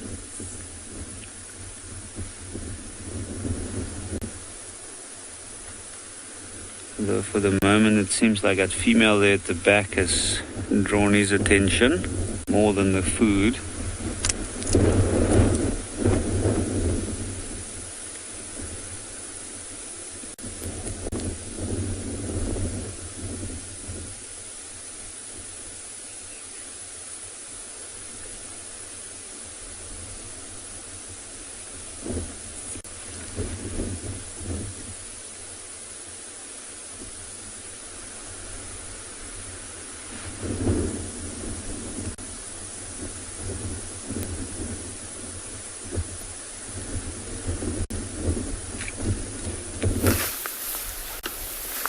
Welcome back everybody to And Beyond Pinda, where contrary to what I said, these two lionesses, I think with full bellies as it is, have just rested now in the shade of this quarry tree. You can see that lioness tucked away there with her head quite low to the ground. It is very gusty now. This morning you can see as the grass blows quite vigorously from side to side there. I think, yeah, they'll probably be in a bit of a food coma for the majority of the day. Maybe a little bit later they might venture off to have a drink at that watering hole that I spoke of, but yeah, I don't think they're going to head down there this morning. They found themselves a very comfy spot to lie down in. Also another vigilant spot. I mean, lions don't know when their next meal is going to be, so if something does come down to drink, very opportunistic cats, maybe see if they can't grab another meal off whatever menu presents itself here. We saw a couple of waterbuck at the previous water hole and some impala as well. So I can only imagine things will come and go because, yeah, it's got the potential to be quite a hot day. The other lioness who's lying just beyond this one, I can't see at all. She's so well hidden in there. She's found a, really comfy spot in the shade there. Even this lioness closest to us is really well hidden. Ear twitch every now and again, but we can't even see the black spots behind her ears. As she lies there, she very, very well concealed.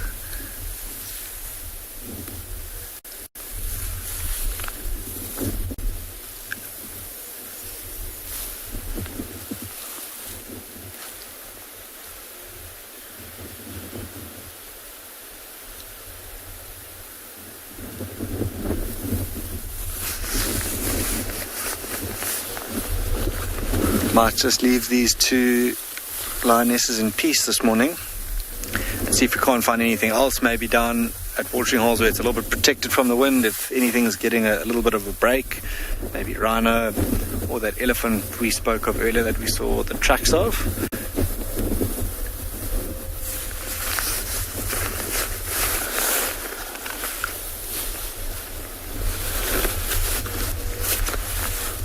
Yeah.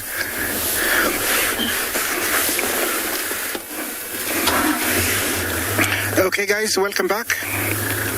It looks like they are doing what they do best when everybody's full. Yeah, they have styles of sleeping. They are at a distance. There is the youngest cub I was mentioning. Yeah, he looks, that one looks like, is that the youngest one? Yes, he's the youngest one, about 5-6 months old. So there is different ages. There is another one I saw looked like 8 months. Yeah, see that one there is bigger than the other one, about 8 months. So there are different ages. Remember, the mortality rate for these young guys is very high in the first 5 years. In the first 3 years. It doesn't guarantee them when you see them this big, like this guy. He's quite big, about maybe 2 years. It doesn't still guarantee that, he's gonna leave, because if there is scarcity of food, competition at eating is very stiff. So they sometimes do starve and they get left behind because they cannot catch up with their mothers. It is said that, their mothers would sometimes leave them, travel distances up to about 3-4 kilometers to feed, and sometimes never come back. So it doesn't guarantee them when they're about 1.5, 2 years that they will still survive. I have seen some very scrawny, skinny looking lions, some, sights you don't want to share or see. But over here, this time of the year, everybody is very happy. They would not be sleeping like this with the wildebeest only 100 meters away. Yeah, I like how they use the tree as a support. I wonder, if they do feel like the leg goes numb because the flow of blood is not as good, so they have to put it down like that. I'm sure some of us do feel that way sometimes when you have your hand up or your leg up, you feel like there's no flow of blood and you need to put it down. Yeah, like she did. Remember, more questions are welcome. Make it more interesting. Yeah, we are live from the Masai Mara. Talk to us, hashtag CGTN Wild and hashtag Wild Earth. That's where you can find us, chat to us. Let us tell you more about these beautiful creatures and beautiful places that we are in, so you get to understand how it is. Yeah, she's on her belly now. Remember, she was the one that was up earlier and looking around. I couldn't tell what exactly she was looking at, but now she looks very relaxed. Sorry. Yeah, they're still relaxed. I think what I'm gonna do, because I don't want to feel like them, I'm just gonna leave them here and go find something else. Hopefully it's going to be much more exciting for you guys. Oh, I found some very active impala that are reading all the signs for the Sabi Sands. You can see them in the background there. Obviously, being in a game reserve, you have to have a bit of signage. And these impalas have decided they need to cross our western boundary.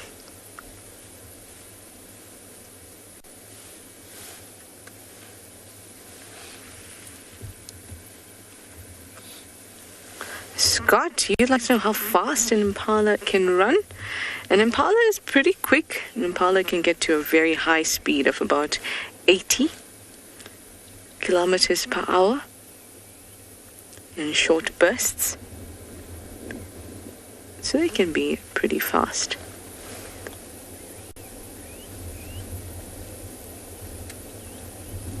Well, they're crossing out of Juma now. And I think it is time for a quiz.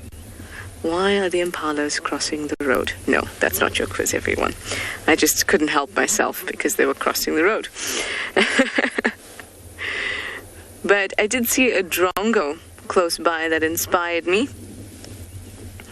And I'd like to know from you, what is the animal with the largest wingspan to ever roam our skies? If you know the answer, or you just want to have a go, use the hashtag CGTN Wild or Wild Earth and let me know what is the largest wingspan of any animal to roam our skies.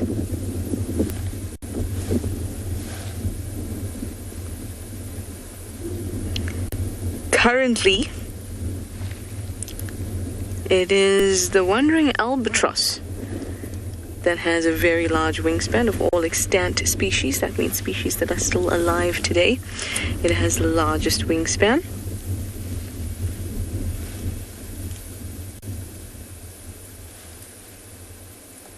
That's about 12 feet. or so.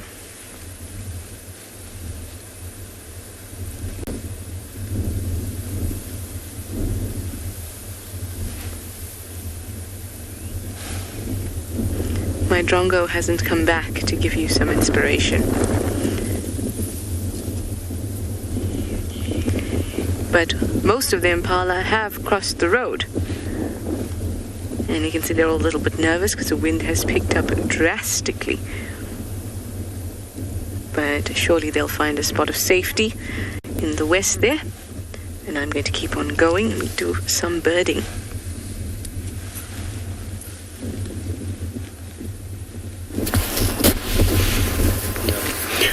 Well, good luck to the impala, and well done for crossing the road, because my wildebeest here tried to cross the river but did not make it. That's all what happens out here in the wilderness. You plan to cross from one side to the other. Sometimes you make it, sometimes you do not make it. We're still here waiting patiently for the wildebeest to have a good build-up, and hopefully we are going to see them come and cross. But look at that bank there. That's very steep. It's a very, high gradient for this beast to just even dare to come and cross. But if the lead group decides that's where you're going to cross, or what you see there, all those are tracks. You'd imagine how many crossed here. I would say hundreds or thousands maybe. All those are tracks of the hooves of these wildebeests. As I said earlier, the big point here is, or the message is, cross as quickly as you can.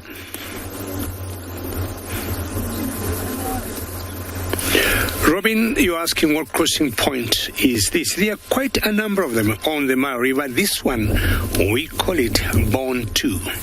Born 2, Robin. Not sure which ones you know, but this one is called Born 2. We got another one called Kaburu. We have another one called Main South. We have another one called North. I mean, there's so many of them, but this one, Robin, is called Born 2.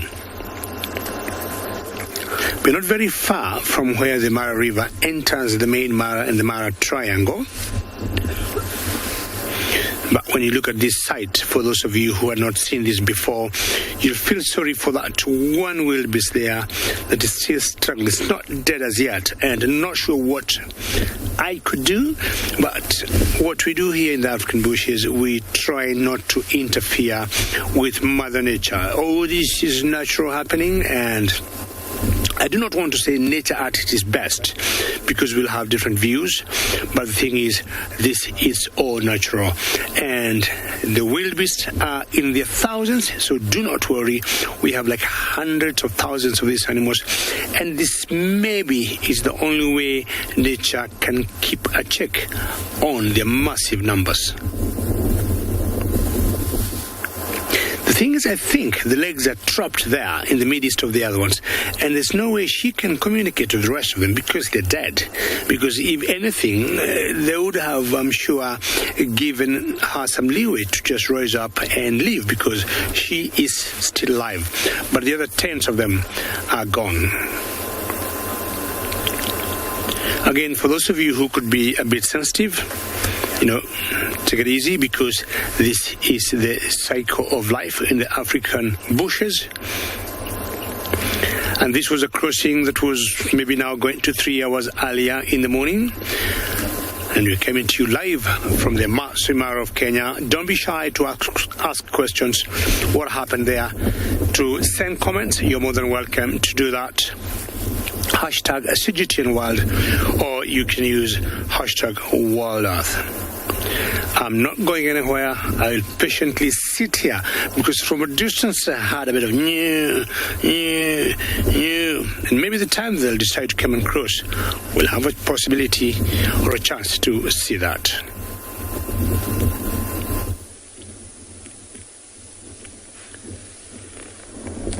So, and there the last one is moving off. Or maybe he's just making some space. We'll see now. You'll see a nasty cut on his front right paw. And now I think he's gonna go pile himself up with the rest of his brothers and sisters, and here comes a big male. So finally he's come back. Now have a look at the way he's scraping there. It would be interesting to see. Ooh, and now he's marking as well. Urinating and scraping with the back feet. In between the toes of his back feet he's got glands. And it leaves chemical traces. And that's how he shows other lions that he's dominant. And they can pick up on the scent of that, and they would know. Now, it should be interesting to see what happens now. He might go and lay down in that spot. I've often noticed, especially with this one, he clears the ground underneath where he's going to put his belly and then start feeding. It might also just be him covering or trying to cover some of that stomach content. So he's got stuck between his claws there. And look at the size of those feet. You can see the dew claws hidden.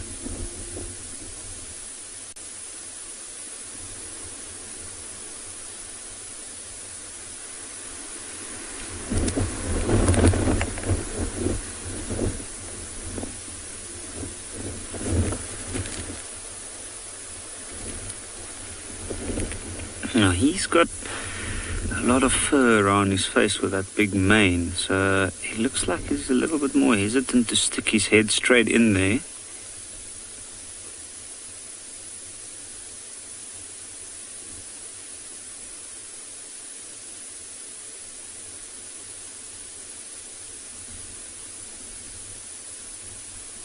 Now he's starting to chew on that.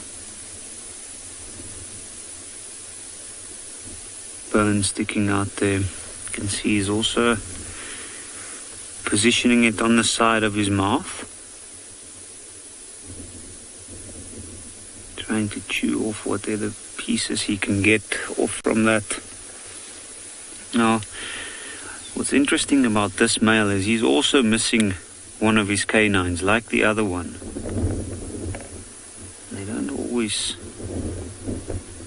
get a good grip on their meals like that. Ooh, how is that? It should be interesting to see if he is able to lift it up and turn it around, because I'm sure there's still meat on the other side of that rump area of the giraffe.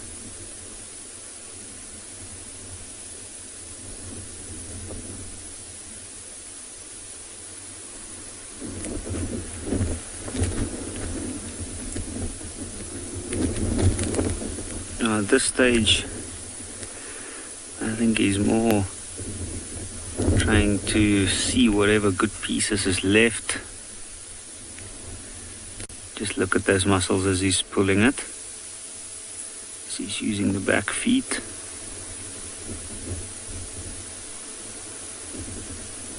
And then leaning backwards, like really putting his back into it.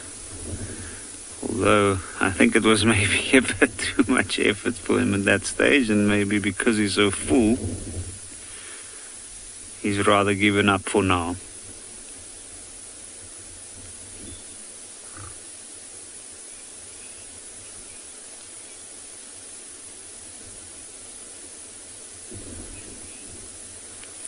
TAYLA made. Do male or female lions pass on the white gene? In this case, both of them has to have the gene in order for a white cub to be born. And even then, it's a recessive gene. And it's about a 1 in 4 chance of one of the younger ones being white. If only one of the adults have the gene and they're both tawny, it will usually not happen. And if one adult is white and the other one not, chances are also good that it might not happen.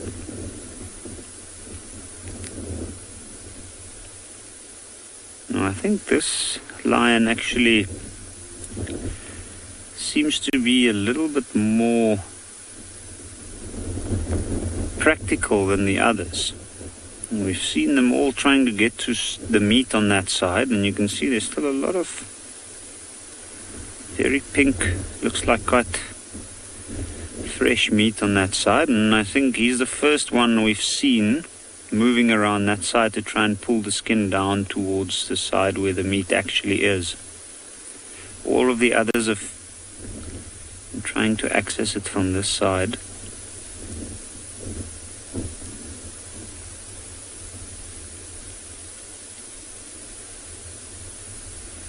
You can see he's carefully got a claw stuck in there. Just look at those claws. So he's pulling the skin away from the rib cage, and then that meat between the skin and the rib cage is what he's after.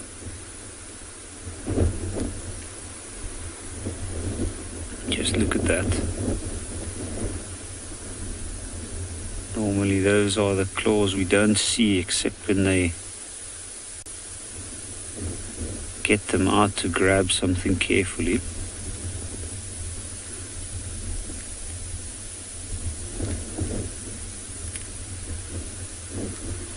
And then there's a lot of licking going on. Trying to soften up the skin, maybe remove some fur. And there we go.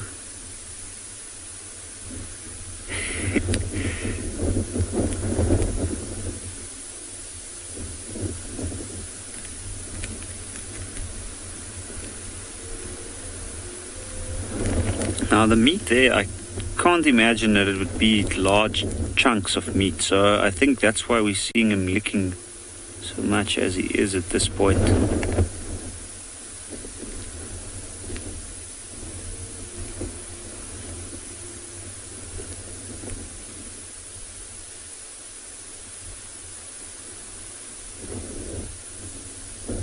You can see every time he lifts his head, the eyes are almost closing after each lick. You can almost see that he is enjoying himself.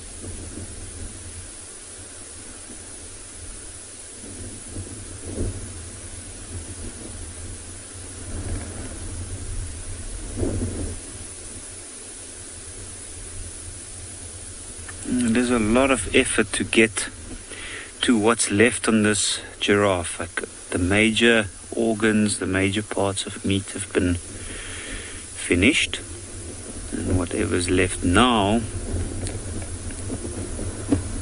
will have to be earned through hard effort.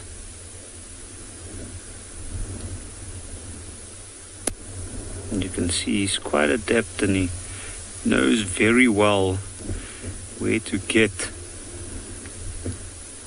the best parts left on this giraffe.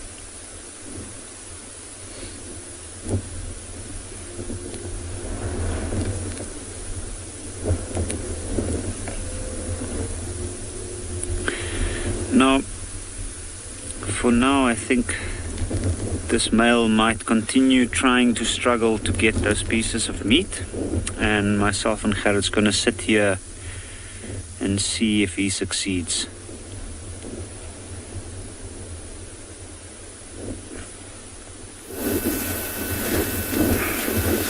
Okay, welcome back, guys. Yeah, that is the other side of lions. When they are eating, they don't play with food, like I said. And after they've had their bellies full, this is the other side. Surprisingly, this is one of the most dangerous animals in the African wild, and especially when you're on foot. This is a top predator, an animal built and made for the kill. It will kill for no reason. It is very aggressive. Anything that is a good size for it, it will kill to to eat or just kill to get rid of it. Mind you, they might look very lazy, but they can get very active within a very short time. It only can take 0 to 60 seconds for them to accelerate from 0 to 60 kilometers an hour. So their reflexes are very fast. And all their senses, their hearing is very acute. Their sight is 10 times of ours. At night, it's even better because they are better built to seeing at night. They are able to adjust and increase the night darkness to make it much lighter than what we can see. In pitch dark for us, they can see almost the way I see right now. So they have very amazing eyesight. Touching and licking is part of bonding for lions, and it's one of the only cat that does that. The tiger, the jaguar, the cheetah, the leopard, you name them, they don't associate, they don't form prides. Lion is the only one. Once found all the way to the Arabian Peninsula, to India, now they are very restricted to very small areas and pocket. Their main domain and home range, exists mostly in Africa, basically in East Africa and Southern Africa. Their numbers are still on the decline. Main threat is habitat loss, hunting or poaching for medicine trade in some countries, and also competition due to a lack of enough space to roam. Plus, disease is another one. I'd like you to look at those canines. Maybe if she lifts her head up, see the almost needle sharp. Those are very essential for every lion because those are the killing, bite. Those provide the killing bite. Without those, it's almost impossible. Without those, you just are allowed to eat ice cream because you cannot bite through skin. Look at that mane on that, male lion. Really magnificent, beautiful. Yeah, it's sometimes nice to see a whole pride together. And actually, I'm very happy and excited to share this with you because the last few days, because the last few days I've only been showing you young males and females.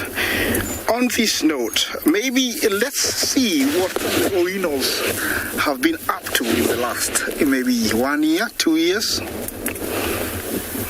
Black rhino are well known for their short tempers, while young cats for their curiosity.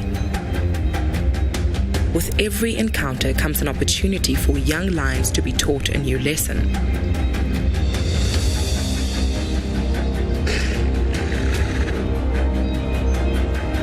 A rhino calf seemed like a feasible meal for these youngsters, even when guarded by its well-armored parents. This was a chance for the lions to work on their stealth, maneuvering through the long grass without being caught out. However, black rhinos' good hearing and keen sense of smell make up for their poor eyesight, and with the change in the wind, the scent of lions set the rhino bull off. Elephants are also not ones for fun and games when lion can be smelt in the grass.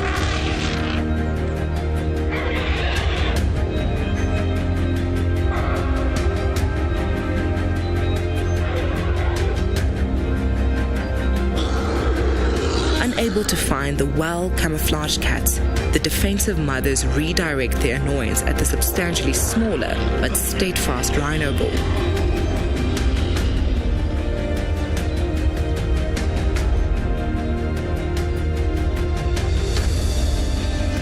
The bull stood his ground and the mothers finally retreated. An unexpected turn of events for the day's lesson.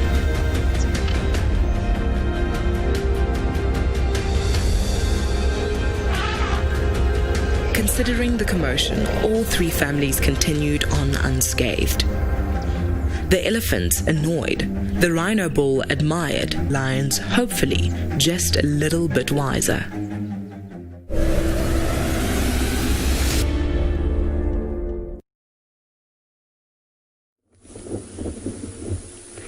So it sounds like our viewers have been seeing some interaction on a clip of rhinos and lions and elephants and lions and a lot of other animals.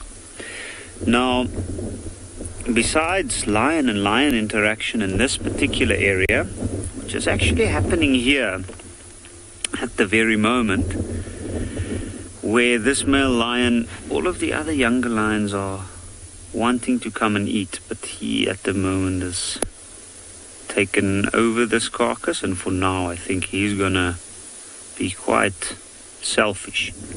Now, in this particular area, we've often seen animals like rhino come into where we have sightings of lions, especially when it's lions eating.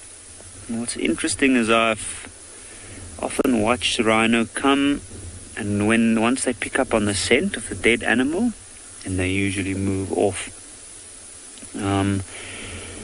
Occasionally I have witnessed where one or two of them might chase off a couple of lions that's been laying around, but I do know that normally the interactions in this part is a little bit more peaceful, I'd say. It's usually each one will try and mind his own business. But then there is those times where there's a reason for, say, a pride of lions to be still at one place, like this, where they're feeding off a large carcass. And that often means that they stay around for a day or two. In which case you often have animals like elephants or a large herd of buffalo move through.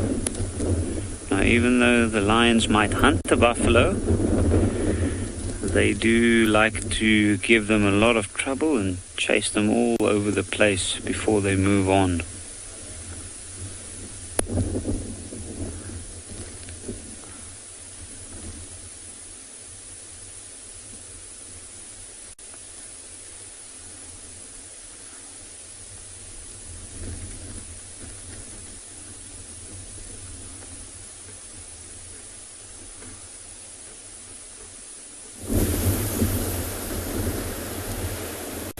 We have found this lovely mister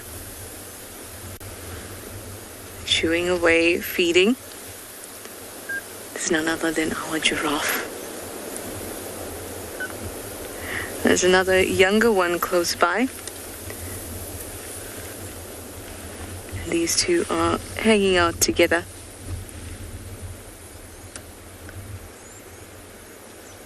Oh, look at that tongue.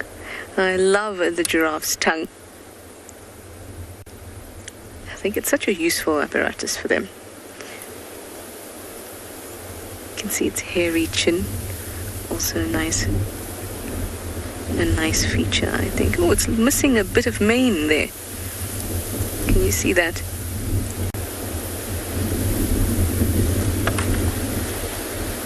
Almost looks like it hasn't grown there as opposed to it being ripped off.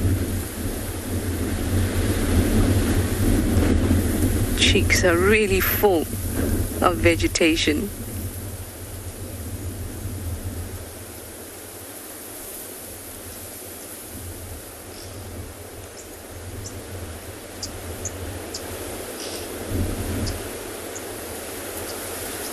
Beautiful.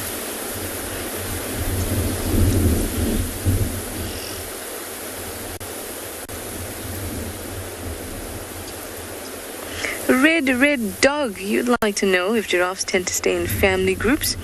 Not really. They have what's called a fission fusion society. That means that sometimes they come together and sometimes they move away from each other.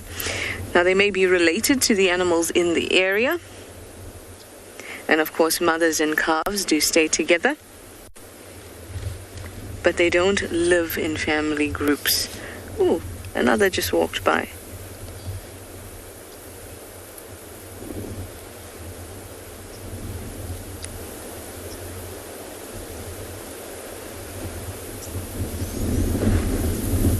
Males will also accompany females if they're interested in mating. Oh, look at that. Almost looked like it was picking some of the fur off the other giraffe. Perhaps that's how it lost bits of its mane.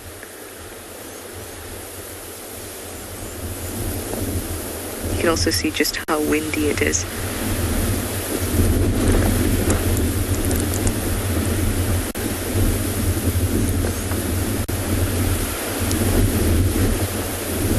Now, the quiz that I asked you earlier, a lot of clues were actually in the way that I asked you.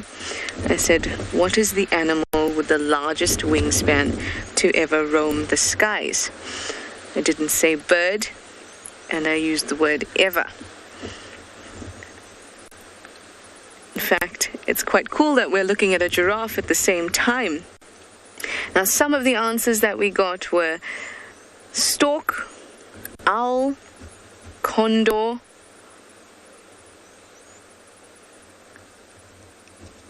but in fact the answer I'm looking for is the Quetzalcoatlus, which is an extinct pterosaur. It existed during the time of the dinosaurs and went extinct with the same extinction event around 66 million years ago. And it looked very much like a giraffe, and then it had a very long neck, and it had a wingspan of between 10 to 12 meters.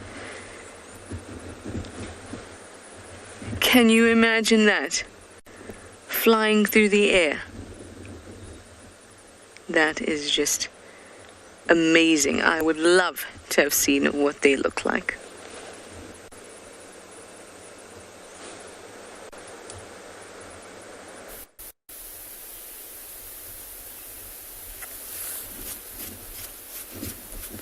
Welcome back to And Beyond Pinde, everybody. We're speaking about disappearing animals.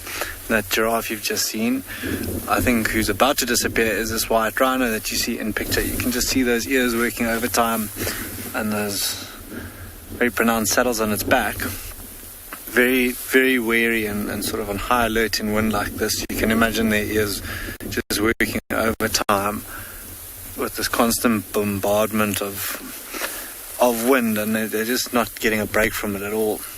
There were two of them when we arrived. I can just see the one in picture at the moment, but yeah, ears working overtime. Struggle to hear in this wind, as you can imagine, but out in somewhat of a exposed area in the open here. Mom and what looked like quite an old calf, I'd say about a 3-year-old calf, but both of them where they are now in sort of a little bit more of a sheltered area on the hillside, on the side of the hill, with the wind coming from the south at the moment. Amazing how you can just see those ears tuning into everything. We had quite a nice view of Mom's face earlier. I think the noise from the engine sort of startled them a bit. She ran off with her tail curled up, which is a sign of distress, but she soon relaxed shortly after that.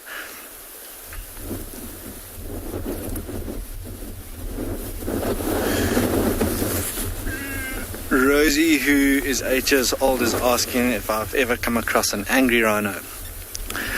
I wouldn't say angry, Rosie, but every so often if we do come across a black rhino, they are quite territorial and they have been known to charge the vehicle. So yes, I have been charged by a black rhino before in the vehicle, but they stop within about say 10 meters just to let us know that they know we're here and they're not happy with us being here, and then they'll run away and storm off in the opposite direction. But that's about the only sort of angry rhino I've seen. And then, signs of that is when they curl their tail up and they might huff and puff. But these two, like I said, they had curled their tails up and trotted away a little bit, but the noise of the engine, I didn't know they were here. Noise of the engine, I think, startled them a little bit, but they've settled down now. and just trying to get a bit of a break from this wind, which I don't think they're going to get where they are.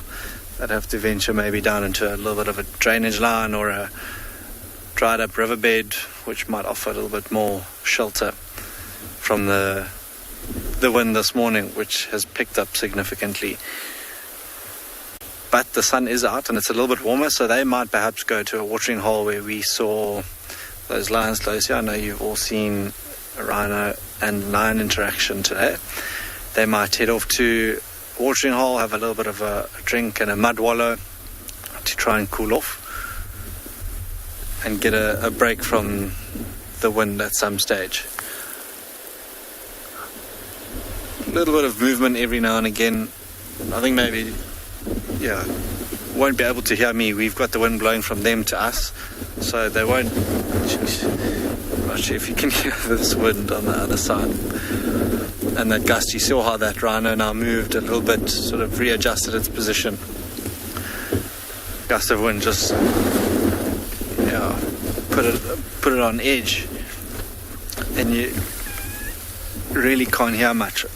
I'm going to leave those two in peace, and hopefully they can get a bit of a break from the wind, maybe venture back down the mountain behind me, and we'll see what else we can find.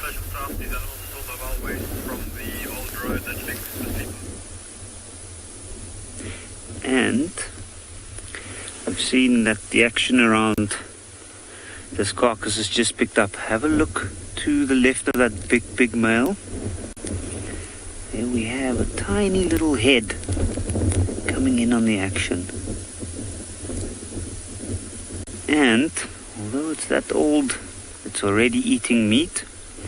And like any other lion, and needs to become a large, very effective predator, it needs a lot of it. So you can see, look at that, it's also struggling to get some of that pieces of meat. I think the father's done most of it, and if it doesn't watch out, it might even get a little bit trampled on there next to that carcass. You can see the father's trying to turn it. Looks like there's still quite a bit of chest meat left in that area,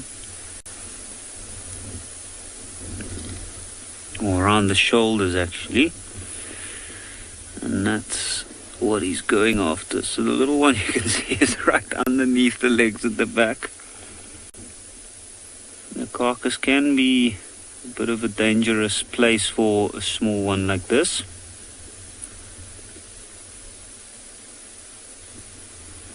I think most of the excitement, or the initial excitement and frantic fighting for meat, is over now.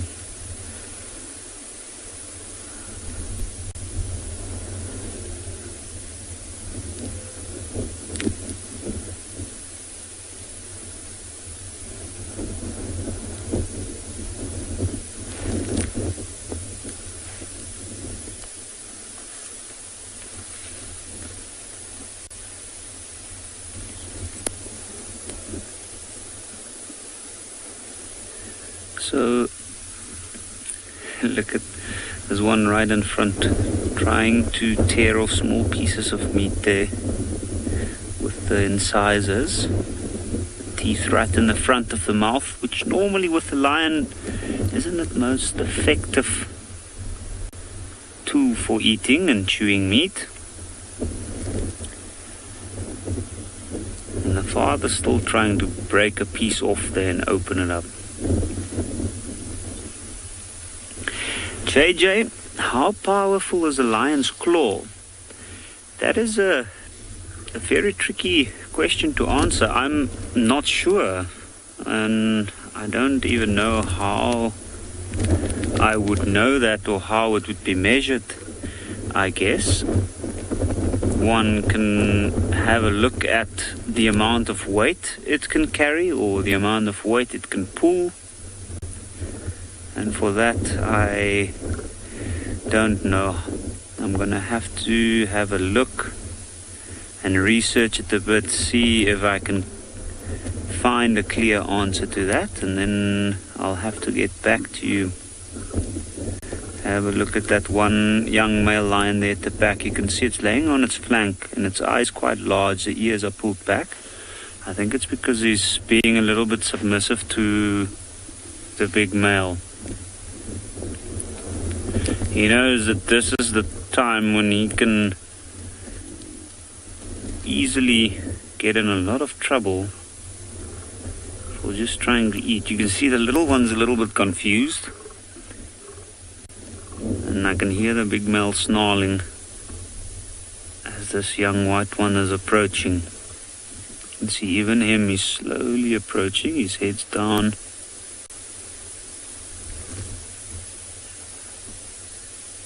And they know that even though they're family, there is a clear hierarchy here. And for these larger lions, eating more meat at a time, they slowly but surely risk having the father getting aggressive towards them. Where that little one, he's just trying to get what he can. And right in the action.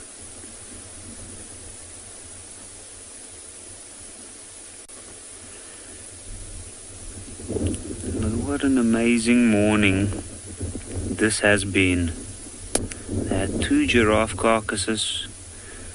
We've had amazing things all over, and I hope all our viewers will join us again this afternoon on our live safari.